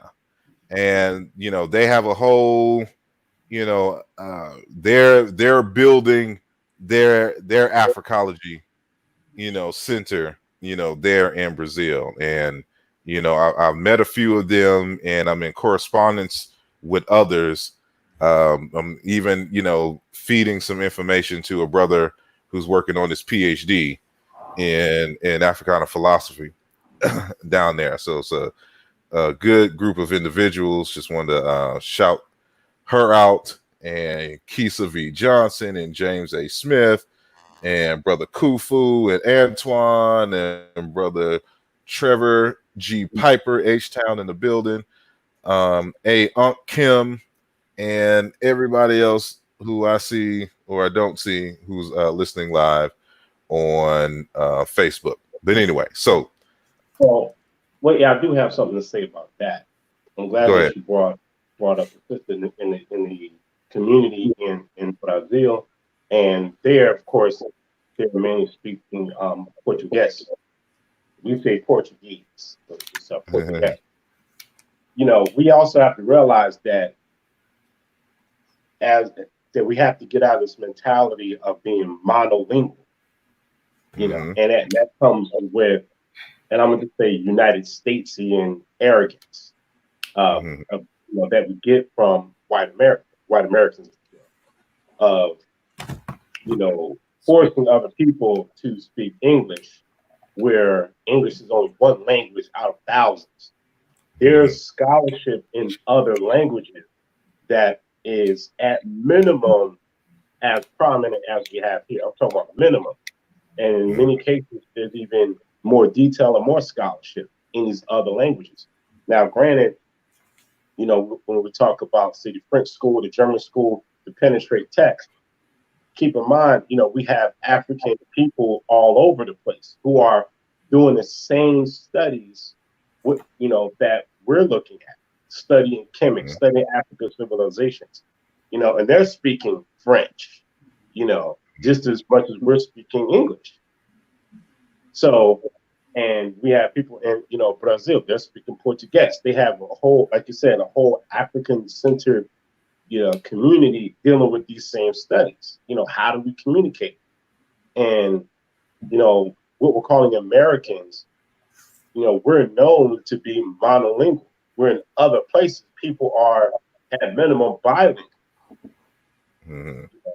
So that's a hump that we have to get over as African Americans moving forward into, what we're talking about, Egyptology, because you have all these other people who are doing a lot of scholarship and contribution.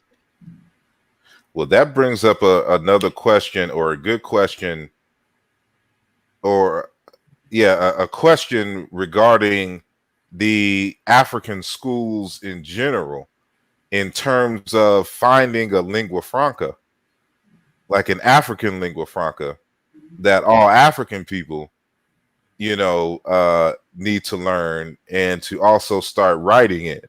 So if we write an English version, let's say that Kiswahili becomes the Pan-African lingua franca, of Egyptology and just scholarship for us.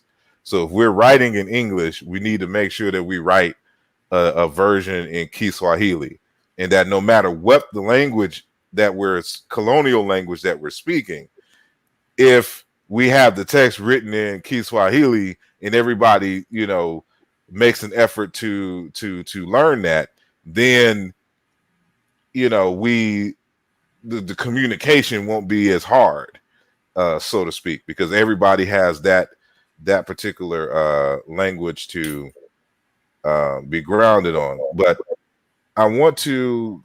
Somebody asked a question. Hold on. Is it? See, and I gotta. You're going to have to give some more context to this question, so I'm gonna put it in here. Don Williams, is it incorrect to subscribe to white Egyptologists? And in terms of subscribe, what do you mean by subscribe?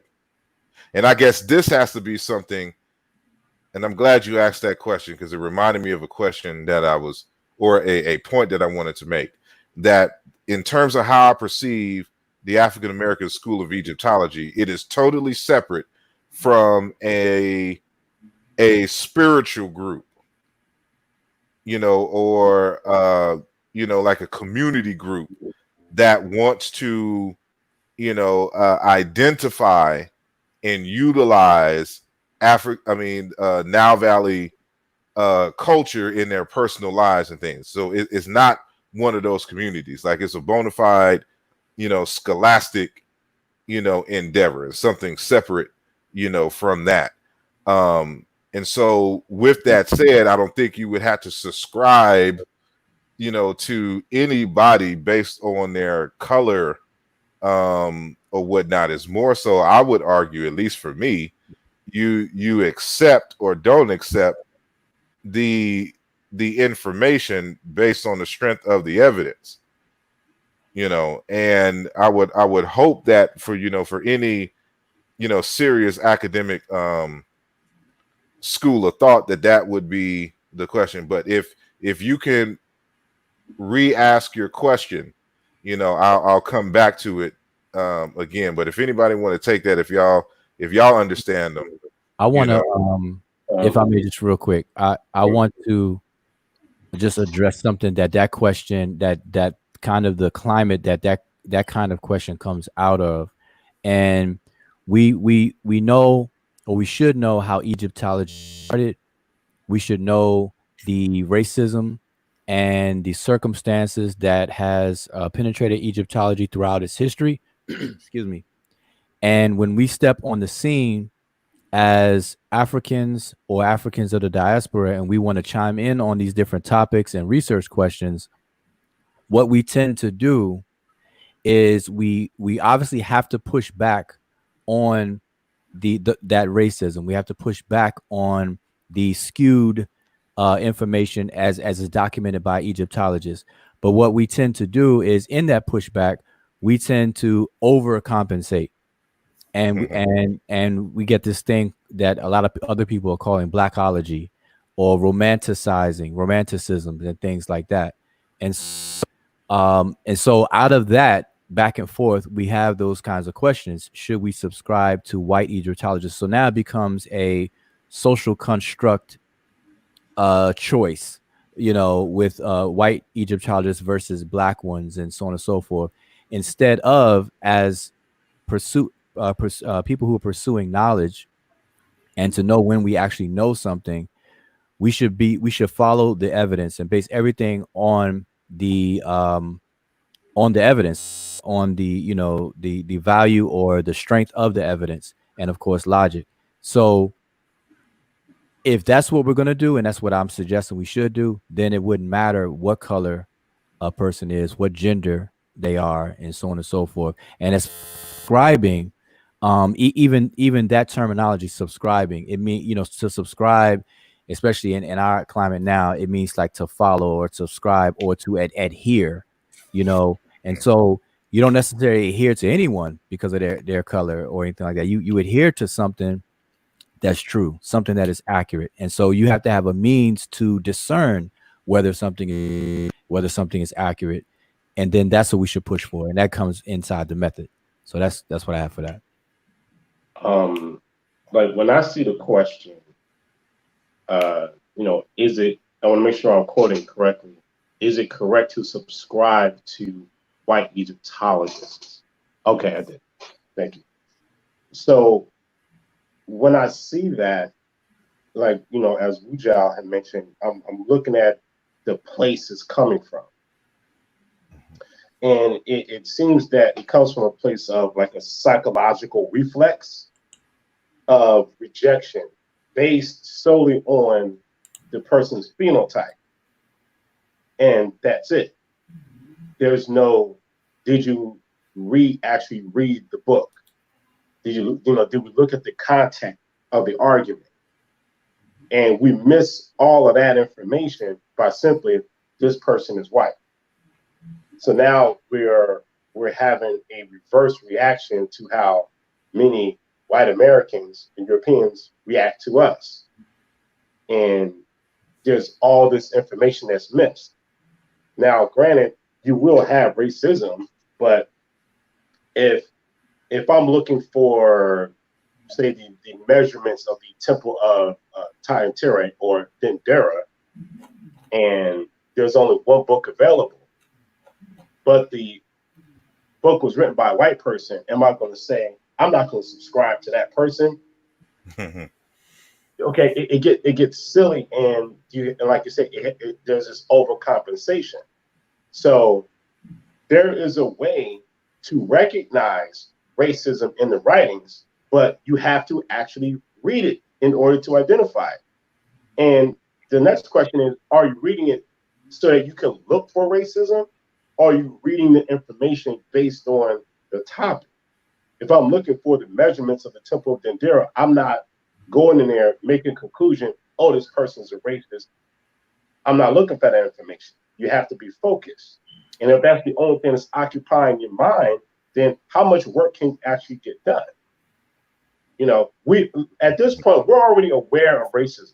We know that already. We know that, the Kemet to you or the Egyptians are African. We can pretty much, we're past that. That's first grade. We don't have to revisit basic addition anymore. To us, the Egyptians are African. That's basic addition. We're trying to engage higher forms of algebra, trigonometry, and calculus. We don't need to revisit that. Now, if it comes up, you deal with it accordingly. And this is why we have the African-centered paradigm, et cetera. You know how to deal with it. But, that has nothing to do with how I'm measuring microbes or how I'm measuring the temple, et cetera, or translating this text. Now, granted, there are what's called culturally significant words, as Dr. Katie Ahman, that's a phrase that she teaches us in her courses. But again, if you're coming from an African-centered perspective and you understand African culture and the nuances of customs and the psychology of African people in different areas, then it becomes less of a challenge for you. And lastly, there was a quote that I'm going to have to paraphrase. It was by a retired astronaut. And he said something like, the more knowledge you have, the less fear you have. And a lot of times when it comes to, say, Egyptology, we have a fear of rejection, fear that you're not going to comprehend, etc. So we look for ways to justify our fear. Oh, he's white, I don't want to read it. Or that's and again, I'm not saying that this is the person asking questions stance, but this information is very technical. I don't think I can comprehend it, or I'm choosing not to. So I have to find another reason to reject it. That person's white. I don't want to subscribe to that. And then you miss all this information. So again, that's how that question appears to me. Hopefully, the questioner rephrases the question and give some more context. Tristan. Yeah, chime in. Okay. Oh, and I'm just seeing the person added some clarification. Let's say she's come. Okay, I don't want to read it up. We can. Okay, all right. That's kind of how I interpreted their question. Okay, so so this is gonna how I deal. I'll just say how I deal with Europeans in Egyptology. There are two things. There's one. There is racism. A lot of it can be very overbearing. So actually, wait, no. I want to just reiterate something Brother Sanjetti brought up. Sometimes there's just technical things like that. It doesn't really matter who it's coming from. You're looking at a particular measurement. That doesn't really matter. Anyone can give you a measurement or a certain minute detail. Like, okay, Dendera is this size, right? Whatever. That's I didn't take it that way, but I think that's important. So there's that technical thing. Anyone can give you something technical, but we're in a position where there is a hegemony of resources. Like there's a serious imperialistic control of resources by Europeans. So it compromises us a lot. Now, in terms of where you get into issues, in particular with European scholars, there's the racism part that's there, that white supremacist, that very anti-African part. But the second part, and this is important, is the cultural limitations. Because sometimes you'll have a scholar, they're not necessarily being racist, but can engage material. Because I think it was important what Brother Asar said earlier. One of the things that the Dakar School has is that they have African languages. So I know I've talked with some of the brothers on the panel about this. For those who do not know me, one of the things I'm doing, I'm a student at Temple, the Africology department, with Dr. Nahusi. Really, my work would not, the direction I was going, my work would not happen with him. What I'm working on to address this language issue with English, really getting us to engage the meta nature in Ebonics. So in the actual languages of the diaspora, that's kind of the work I think we have to do, is really getting scholars in the diaspora and the continent translating, at least from the text perspective, into our languages. That's what I think we need. It's going to be a lot of work, but it's the work that must be done. But how I deal, going back to how I deal with white thinkers, there's the racism and cultural limitations. So they're important for technical things, but you are going to run into, sometimes things are racist, some things are just culturally, this is just a cultural limitation, because I see it with translation a lot. From the research I'm doing, like I actually understand, just to give you a little bit of perspective, I know I'm going a bit beyond the question, but I think it's a bit necessary. And I really like what Sanjetti said about monolingual, that monolingual mindset. You really have to drop it. It's really difficult. So I feel about that one. And I realized that having to teach, as an instructor at Temple, I realized that very quickly. People are very scared of language. The same thing happens in the Canadian context. Even though I'm Jamaican background, I like to always make sure people understand that. So that monolingualism problem. But I studied ancient Greek because the position I was in, I didn't have access to anything Egyptological or anything Kemet related. And I knew I wanted to be able to read Herodotus, to really interrogate Herodotus. And I did publish something about that, about Herodotus. And one of the things that I remember learning is that Greek came to me very quickly because of how related English and Greek are. So I could understand the grammar very well. When I started learning Medu Neter at UFT, University of Toronto, the thing is, I could have a conversation with Asar, right? I could get the technical aspects of Medu Neter. If you ask me, what is this thing in Medu Neter, what is that thing? I could identify it. But I kind of knew it, and I just knew it to know it. Just knew it to do the work, get things done. But here's the thing. When I started dealing with Medu Neter from a Jamaican standpoint, everything just broke out. Like, I get the language much clearer, and it's not just, oh, I'm Jamaican, I understand that way. It's a lot of the ways of thinking are the same, and that I owe to Dr. Nahusi. So if you get a chance to tune in when those dates are established, definitely listen to Dr. Nahusi. It's just his mind, just and the Pan African way of thinking of the language is just mind blowing. But and I could, if you want my contact, I could definitely share some of my research, trying to get stuff published now. That's my thing. But yeah, so it's racism. Hold on, quick question.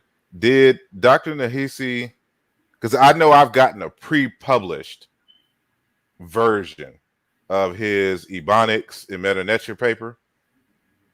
So has he come out with that yet in terms of it being published somewhere? Do you know? I think he has 2 papers where he talks about it, but there's a published one from 2001 from Medu Neter to Ebonics. There's a published one. And what I think, and I want to say is, and this when we talk about building, I'll take this tangent because it's an important tangent. When he was writing in England at the time, and he's told me this personally, he might talk about it when he comes on a SARS program. And this is what I mean about how when we engage our elders or our ancestor scholars, we look at sometimes the work with a different lens. When he talked about it, the British school is very hostile, very anti-African, because he's talking about it being African, right? Kemet, the language is obviously African, right? Because in Medu Neter to Ebonics, he shows you the connection from Kemet, some of the West African languages, then he goes right to Ebonics, a lot of the Caribbean languages. That's when I realized, wow, I really didn't know the language. But one of the things, and I have I've had that conversation with him. I said, when I read it after the 3rd or 4th time, because like I said, I'm in my dissertation mode, so that's why I sound the way I sound. What I thought about, I said, what I think it was that pissed them off? When you actually center our own languages in the way we read texts, their authoritative voice goes away. Because how are you going to correct me about Medu Neter when you don't have the tools? So when Asar is talking about the Dakar school having African languages as a tool to engage the Medu Neter, and Obenga, whether I agree with him at one point or not, he can engage Medu Neter in a way that James P. Allen isn't going to be able to engage it. In a way that it doesn't matter. But the terms of where we disagree, what it is, it's the terms of the conversation. What I might disagree with him on is going to be based on another African perspective, but the terms are still centered within us. So that's what you're dealing with white scholars. You're dealing with, in many cases, racism, but in another case, a cultural limitation. But again, we're in a position where a lot of technical stuff you're going to have to engage with white-based information, but don't feel like it's subscribing, but it's more how you deal with it than what you deal with in this kind of predicament. I hope that addressed your question, and I hope me going overboard was justified. Yeah, it's 2 things I wanted to talk about is the importance of in building an African-American or an Africans in America school of Egyptology, is that we're going to have to confront the notion of conferences and journals. Like, we would have to create our own journals, and then of course that's a process in of itself, and to be able to reject certain scholarship because it doesn't fit with our particular program. But that's something that I noticed. So of course at the Dakar school they have the Unk Online journal, or just the Unk journal, I should say. Unk Online is the website address, but the Unk Review journal, and this is where a lot of the individuals in the African school will publish particular arguments. But when I was just studying the creation of just other journals, a lot of these journals were created out of spite. Like a certain, and this is where the school of thought idea, really comes into play, because when a certain school of thought who has the power, and the prestige to, give life or death to a particular journal, and in college, or excuse me, in the university setting, it's publish or perish. So if they have control over the journals, what ultimately ends up happening is that the people who are finding the hostility in trying to get certain ideas out in these journals will just start their own journals, and the same thing with even the African school. Of course, we need our own journal just because we need, but that was one of the main things, but then at some point it seems that all of even the like the Unk Online journal has become just an African version of that, to where they'll reject certain things if it goes against a certain paradigm in which they hold, but the evidence is there. And so the question is, if we create a journal, how do we avoid that trap, to ensure that what we're publishing is being published strictly on the strength of the arguments, and not necessarily because we have a personal vendetta, saying, against certain scholars or whatnot. Like, how do we keep the integrity, of the writings, intact? Well, I think. Go ahead. Oh, can I take this? Or Go, Wujao would interested. Okay, all right. Okay, I was just gonna say that to me, that would be based on how you frame up the four corners of the African-American school of Egyptology. What is the motivation? What is the inspiration? And so once that's framed up and those four corners are established, then that would dictate the journals. If you're talking about journals that are affiliated with the African School of Egyptology, so that would have to be established first, and so that would be the angle you will always have to base your publications on, and that's how you kind of keep that in check. So so you establish it there, then it would permeate the rest of the way. All right, Brother Tristan. All right. Well, how I see, I mean, I feel That's like all. I feel like it's one of those issues that is just going to happen, and that's it's just going to happen. It's just going to happen. But I think I guess I always think about things in basketball. I'm a big basketball fan. When you're dealing with a star player, it's how you contain them. Michael is going to get his 20 points. Kobe's going to get his 20 points, right? It's just going to happen. So I think more in terms of containment. Just to be clear, I think when we have multiple journals, because some journals will be, very Nile Valley leaning, if I may say, or Nile Delta leaning. Some journals are general, like the Journal of Pan-African Studies. It's a broad framework. So I think as long as you have a multiplicity of journals, I think that minimizes that, because even me, when I write and submit to journals, I know if I'm writing about this, I'm not submitting to this journal for that. But because then you as a scholar, you kind of have to be a bit crafty. I know we don't like, but we kind of have to be. Like, I know, for example, I want to write for this journal. I'm going to angle my paper this way. If I feel that it's worth getting in that journal, if I feel the journal's worthy, I'm not saying, kind of hold yourself out to the journal. I'm just saying, if I feel it's, worthy, I might have to emphasize certain things more, because it's audience too, right? Yeah. Think about, is that somewhere where you really want to be published? What kind of audience? That kind of thing. So that's a bit of insight, but it will happen. There will be, ideological disputes at times, sometimes petty ones. I hate it, but it does happen. I just think with us, I think the more that as we grow, because I think the fact that I don't want to say late to the game, but our scholarship building is relatively recent with Kemet, and we're still dealing with the issue, particularly from the academic standpoint in Africana Studies, Black Studies, the whole nomenclatures, right? We're still dealing with the other issue because there's the racism on one end, which we've talked about for in a lot of Africana Studies programs. Some of them don't even see the relevance of studying Africa beyond the 15th century, let alone even talking about Africa.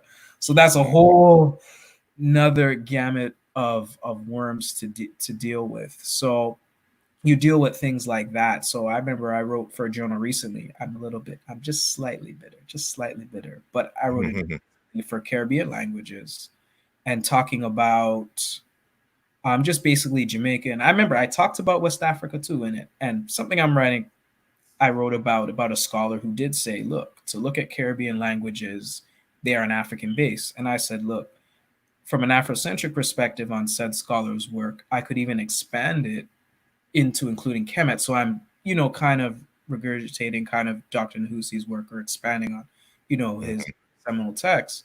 And I get a response back. I could tell, because I don't mind criticism. I don't get mad at criticism. I like right? When they're making critiques that don't really engage the work, like, well, why are we going to make Kemet everything? What about West Africa? And I'm like, I have about 2-4 pages explaining about where it's coming from. So I know you didn't really read it. No, what you didn't like is that I said it has to be seen as an African language and it has to be, that's what it is. So sometimes when it's an issue of substance, there can be ideological or political bias, but at least if there's substance, I kind of live with it sometimes. Sometimes we're pettier with things we don't like. We'll be more substance because that happens. I do it. But one of those things we deal with. But I think multiplicity of journals, a multiplicity of platforms too, because we could even be writing not necessarily just academic journals, maybe I guess pop culture consumption pieces as well. So I just think the multiplicity of things, I think, levels things out a bit. Yeah. Somebody, rather 42 Tribes, brought up the issue of the peer review process. And so, I don't know how much y'all keep up with, the debate on the quality of peer review and how so much misinformation is still being, filtered, is going through the filter, and make it into these quote unquote prestige journals. And one of the reasons that this is the case is because, especially in scientific journals, science, part of its, or one of its pillars, is the reduplication or reduplicability, of a particular type of experiment, right? That you design an experiment and you've conducted your test, a number of times, you've come to a conclusion, you analyze it, it goes through peer review, and then you publish it. What is happening is that, one, there's not many people doing the reduplication process, to confirm a lot of these studies. And so, people are going through this first round, and of course you're citing these texts, but years down the line, when you come to reproduce it, it doesn't, hold water.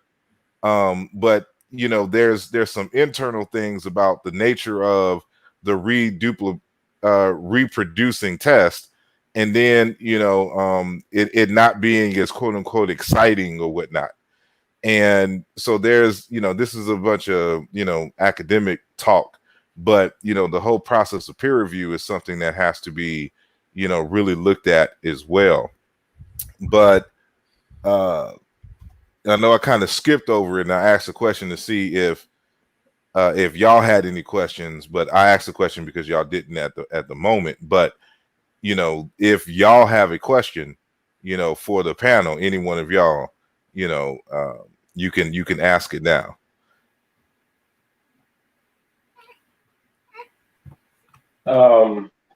Well, more so, okay, I just want to make a comment regarding some of the things that our brother Tristan had mentioned about Dr. Nahusi and even his own, comparing Ebonics with such meta-lecture. In my class, like this is part of my contribution as well. Like in my class, when I teach the monoliteral or the uniliterals portion of the written language, what I've done is I'll always compare the proposed sounds, because we don't know the exact sound, we have to make approximates. I'll include African languages. For example, the vulture. Mm-hmm.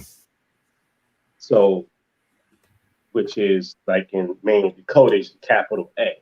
Now, typically they'll say "ah" as in father in English, and then I'll say as in Abelson and Akan or Tui. And I've done that with every single consonant or semi-consonant. One that we have the arm sign or the hand and forearms. So in most grammar books, they'll compare that with the Semitic ayun. Well, I compare it with the African-American vernacular English. That's how I have it categorized with the word ain't. I use that in addition to, so that from the very beginning, the students will have the African association from the door, not have to go through an entire grammar class without that being part of the curriculum, So, and again, we do have other teachers who do similar things as well. But I know that's one thing that I've emphasized from day one, using African American vernacular English, which the grammar is an extension of our Africanisms, and then help make that connection, from the door. So.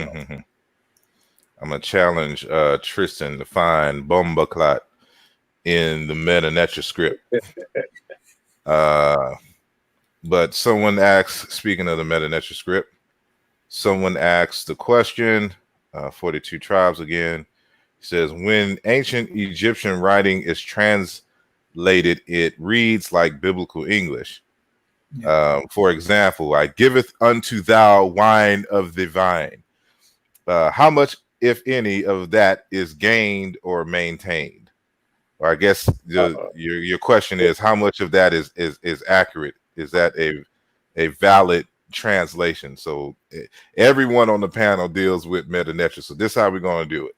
I'm going to go Wujawu, I'm going to go Tristan, and then we're going to end on, because I know all three of y'all are going to have something to say on that question, Brother Sanjeti.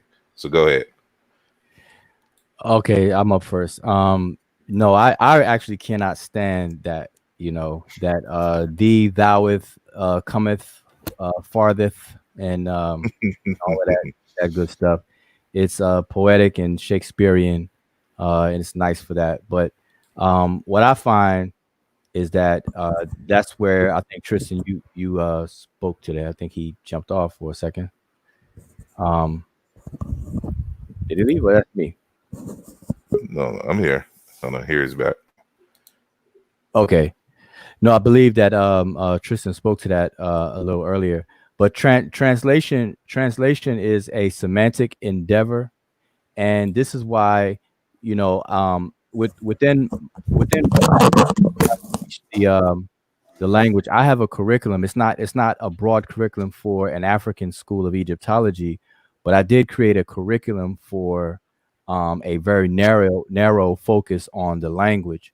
And so one of the, I guess, the third stage of learning the language is that you have to have some basics in historical comparative linguistics, but you also have to have basic knowledge in semantics and pragmatics, because translation is a semantic endeavor, and you have to understand language itself. What is language built off of? Just the concept or the phenomenon that we call language, and how we have forms and then we have meanings. And so when what we're identifying, and I'm trying to be as brief as I can, what we call a particular language is really a set of what we call signs that people share, and those people we will call a speech community. And so when you jump from one language to another, you have to identify a match in on the concept side or the meaning side, and then express the difference in the forms. And so that's what a translator is attempting to do in gist. It's a little bit more than that, but in gist. And so when we see these translations and they're translated in that Shakespearean, excuse me, type English, it's very, very nuanced and biased. It takes your mind into a totally different direction than what it is. So if you were to ask me that question about your example, I forgot where it went. I don't know. I'm looking on the chat. I don't see it anymore. But giveth or whatever, I would have to see the glyphs themselves, and we would probably come up with a much better expression, more accurate to the meaning that's conveyed in the language. Because give is the word D, ready or D, but it also means not only to give as in an exchange, you give something, but it also means to allow, to place, and some other things within the semantic scope that in its environment, contextual environment, we may come away with a different feeling from that, that sentence itself, based on the environment. So that's what I would have to say to that. So to answer your question, how much is that gained or maintained? We have to handle it on a case by case basis. But that whole giveth and things like that, from what I've seen in the printed literature that we have today, it's very, very what do you call it? Coercive. It coerces your mind to lean a certain way when it shouldn't. All right, brother Tristan, and you asked, I don't know if you saw my reply, but yeah, you can share your screen. How do I do that? At the bottom, you're going to see like a little roll of icons, and once you say share screen. I see it. I'm an idiot. Okay. It's right. All right. So don't show this again. So I'm just going to show, to your point, about the questioner's question about biblical text. It's very much reflective, and I think Ujau and Brother Sanjeti touched on this, that very biblical context from which Egyptology emerged. Because really it started off for Europeans as another branch of Bible studies, because it's really because of the Bible why Kemet became relevant to them. And then also their Shakespearean perspective, because again, they're translating in what is considered the elite language. I was going to share my screen and share some, but I might be a bit much, but it reflects their culture. So for example, a work that I have that's in process of publishing, I deal with love songs in Kemet. You might call them poems or song, I should say songs. I think they were both. But one of the love songs, there's a phrase where a woman's body is being described. And this was around the time when I just started at Temple and I was doing the text over, because I was trying to figure out, how do you translate Afrocentrically a text? That was my big thing. How do you do that? So I came to the conclusion you can't do that with English or French, and I have reading ability in French. So I was like, you can't do it, because what it's going to be is I'm going to have conceptual arguments, but it won't really help the way I see the language. It will just make maybe a more, I guess, hip translation in English, but it wouldn't get to what I really want to get to. So anyways, going with the love song, when I look at Egyptological translations, they'll say things like drooping buttocks. They will say things like thick thighs or heavy thighs, right? And I gave it kind of away. When I translate, it's just like she's saying she got a thick ass. That's what it's saying in the text. So when I translate it, you read it from a total different perspective, because when you talk about thickness, right, that's something how Black people talk. In Jamaica, we say we have how about to take our big. Even the way we use big is very different. The semantics of that is very different from how you would use it in English. So that's the power of translation, I would say. And that's really what I'm getting at with my work. We shouldn't be reading, old English Shakespearean people. And I think why it's also important, when we're talking about just African people in the diaspora in general, it makes us see the validity in how we talk as African people in the diaspora. But also, and I guess this comes from me being an instructor in the academy and having to deal with students asking questions like, why are we talking about Kemet? Why are we talking about Kemet? Why are we talking about Kemet? I get it a lot, so it's always on my mind. The relevance is there's no argument. So I think that's the power of language, and I think that's what your question speaks to. All right. And Brother Sanjetti? Still muted. Okay, there you go. All right. So in regards to the question, you know, just like as Wujao explained, you know, I get, you know, annoyed with the Shakespearean or myself like Elizabethan Middle English, you know, vernacular. And, you know, the issue that I have with that is it pulls you still into their worldview, you know, in which, you know, the age of Shakespeare, that's also the age approximate to King James. So now you're reading like a biblical type of, you get a biblical feel as you're reading it, you know, and translate words like Naba or Neb as Lord. So when they translate things like Lord, you know, or Lord of the two lands, or Neb Tawi, as we say, you know, you get this kind of Lord biblical type, you know, feel where, again, Dr. Katie Alman, you know, she addresses this by saying, you know, we have to pay attention to culturally significant words, you know, and that goes to, you know, what we're all saying here. And I like what Tristan brought up about love songs. And and in there, some Egyptologists, you know, would read lines where you would have a brother, I'm going to say a brother, who's talking about a sister. Okay, now watch the wordplay. And he's describing her as, you know, I'm admiring her. He's describing her, you know, lapis lazuli skin, you know, like that. But then they would apply that this is ancestral. And again, you're not understanding the cultural nuances. And what I also thought about, wow, wait a minute, we talk like that as African Americans, because we'll say we'll go to the Odunde Festival in Philly, and we'll see a sister again. Peep my vernacular. You're like, yo, that's just hot, right? I want to holler at that sister, like, dang, her skin is glistening, right? That's what those love poems or songs are about.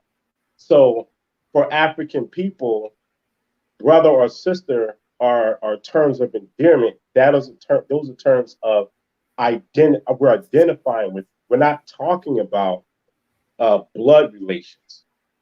Okay. And on top of that, it's the idea of twinness. So the term for brother, or technically the term for a sibling, is the consonants SN or sin. And then for brother, it would be sinu or simply sin, and sinet for sister. And those are the words that are used in those songs. And so, you know, we got the wordplay. So if I'm like, man, that's like my twin, you're identifying with that person. You can say, well, my wife is my twin, but the word for two, the consonants is also SN, two or two-ness, which is twinness. So, you know, again, you have that African continuance over here from Kemet to West Africa to, you know, the Caribbean to the United States.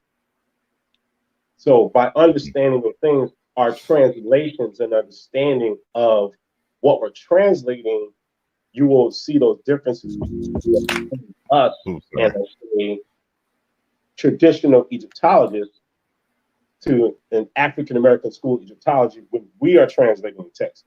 Because just like our continental brothers and sisters, we also have cultural nuances and customs that our white counterparts do not have. So we're coming with understandings of the culture and Kemet, like our brothers and sisters on the continent do as well. So we have the same, we have value just the same. Indeed, indeed. Now, I know this conversation can continue to the wee hours of the morning, but it has been 2 hours and about to be 30 minutes. So I'm going to end this conversation here, and maybe we could pick up in the near future. But I do appreciate all of you for joining this panel discussion, and everyone, of course, who is listening in live and those catching the archives. It's a very important discussion, and it's something that I wanted to have and just bring to the attention. One, as of course, an active agency, as African people, to create our own institutes of learning, and to interrogate and develop methods of knowing that is centered around our own reality and just reality in general. And so this is ultimately what this conversation is about. And I've decided to move forward along with putting the steps in place to creating an African-American Egyptological school in a very formal way. And so I've already come up with a title, and it's going to be called the Martin Delaney Center for Egyptology.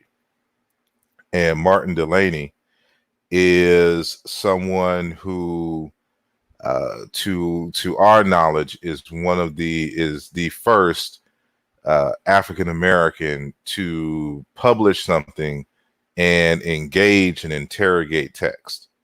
Now, he was, off on, a lot of things, and Dr. Mario Beatty does a good job of contextualizing, that particular time period and what shaped his particular thought and things of that nature. And so I thought it'd be fitting to, start off with, and give honor to literally a soldier who has put his life on the line, for African people here in the United States, but also was very intellectually astute, and and was fighting the racism and issues, the anti-Africanness in the Egyptological literature, even at in his time in the 1800s. And so we'll be updating you in the future in terms of how all of this is going to play out. And so these are the kinds of questions that will be asked, and we'll have some more. I'll invite some more people, especially those who are astute in creating curriculum. And so hopefully I can get Dr. Asante on the show to have such a conversation in terms of Africology, and how will we create a program or a department necessarily centered around this. And so I look forward to that. If y'all can, if y'all want to know more about our guest and to ask them questions. I know we couldn't get to everyone's questions, but if you want to ask them questions directly, how would they get in contact with you? I'm gonna go Bujawu, Brother Sanjeti, and then Brother Tristan.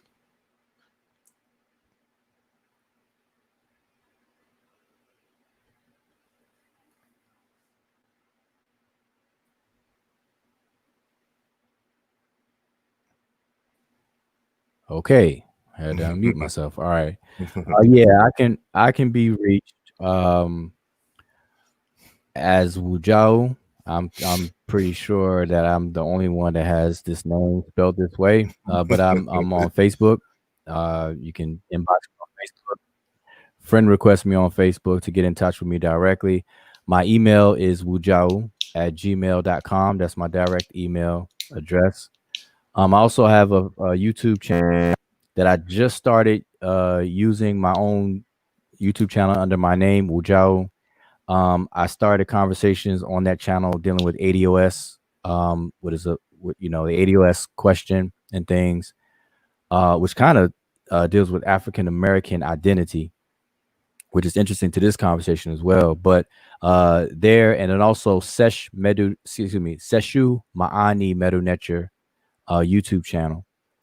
All right, there, and then also site seshmedunature.com. Seshmedunature.com. So go to the website. You can read about the articles that we publish, we publish as far as on the website is concerned. And then I also teach Sesh Medunature at a beginner's level, and I will be starting to teach on a grammar level, a full analysis of the grammar, but I have to finish the textbook first. So after that, then I'll be engaging in a full analysis of the grammar in terms of public teaching. But as of right now, beginner's level of as well. So you can contact me there for that. And then also Saba University. I'm mentioning all these things. SabaUniversity.com is the platform that I use to actually engage the course and the quizzes and things like that corresponds to my class in particular and other classes of other topics. All right, so that's the gist. And so I want to take this time also to appreciate and thank you, Asar, for having me as a guest on this topic. And like you said, we could talk all night about it. And I think there's a whole lot of things we can continue to say. And we probably left out of the conversation, but appreciate it. And I want to say Shem Hotep to Brother Tristan, you and Sanjeti, and everybody who's listening. Already. Your mic is muted, Brother Sanjeti. Okay. To contact me simply go to Facebook, SONJEDI, and probably, again, I'm the only person. Very few. I think there's some people with Indian similar background with names spelled that way, but you can contact me, Sanjeti Ankara. Just inbox me, and when you do, just reference this show, so that way I know, what the context is, and then we can go from there. So. All right, Brother Tristan. All right. Hello. So you can contact me. Y'all can contact me. Well, I'm Tristan Samuels on Facebook. The other social media app that I use, I'm actually just gonna share my screen really quickly. Just share it. Oh, there we go. I'm being lazy. Wait, can you all see my screen? Okay. All right. So this is my hold on. I gotta, when you share it, I gotta add it. So this is how we're gonna do it. And it should be visible to the public now. So go ahead. Yeah. So it's Tristan Samuels, my name, and you can message me on Facebook. And then I'm also on bb2me.com, Pan-African social media. So, and at Taharka 2018, Taharka with a K, not a Q. And I also will be having a Medu Nature course on a bb2me Casa, starting June 15th, an online course. And it will be also a beginner's course. And it will really focus on some of what I've kind of teased out today about the relationship between Medu Nature and Ebonics, but also primarily just getting you familiar with the basics of grammar in Medu Nature. And that's it then. Shem Hotep. All right. Thank you, Don Williams, for your contribution to the channel. It is greatly and very much appreciated. Thank everyone in the chat. Thank you, Sister Emmy Ket, for sharing the links to Jowl's channel and the Sesh Meta Netcher, as well as Siba University links. So for those who are in the chat, those are his contact links that you can see. And so hopefully we'll get Brother Sanjetti on the web soon. So we have sanjetti.com.edu dot and whatever comes after it, and all that good stuff. So thank you, gentlemen. Thank you all who are listening, both on Facebook and on YouTube. It is very much appreciated. So remember that on June the 9th, we will have Dr. Sally Ann Ashton, Egyptologist and psychologist. We'll be talking about a variety of things. And then in the near future as well, within probably like the next 2 weeks or so, we'll have Dr. James Conyers, we'll have Dr. Kamani Nahusi, as well as Dr. Abdul Karim Bangara. And it is going to be a very live and intellectual June that is coming up. So I will just end with the music, and I'll give you my links, of course, at the end. And so I thank you all. And this music is music that I produce, by the way. So I may get back into my, my Jay Dilla and Pete Rock, saying mode again when I get back to Philly and I got my MIDI keyboard and things. So thank you all, and love, soul, and desert modes. Anyway.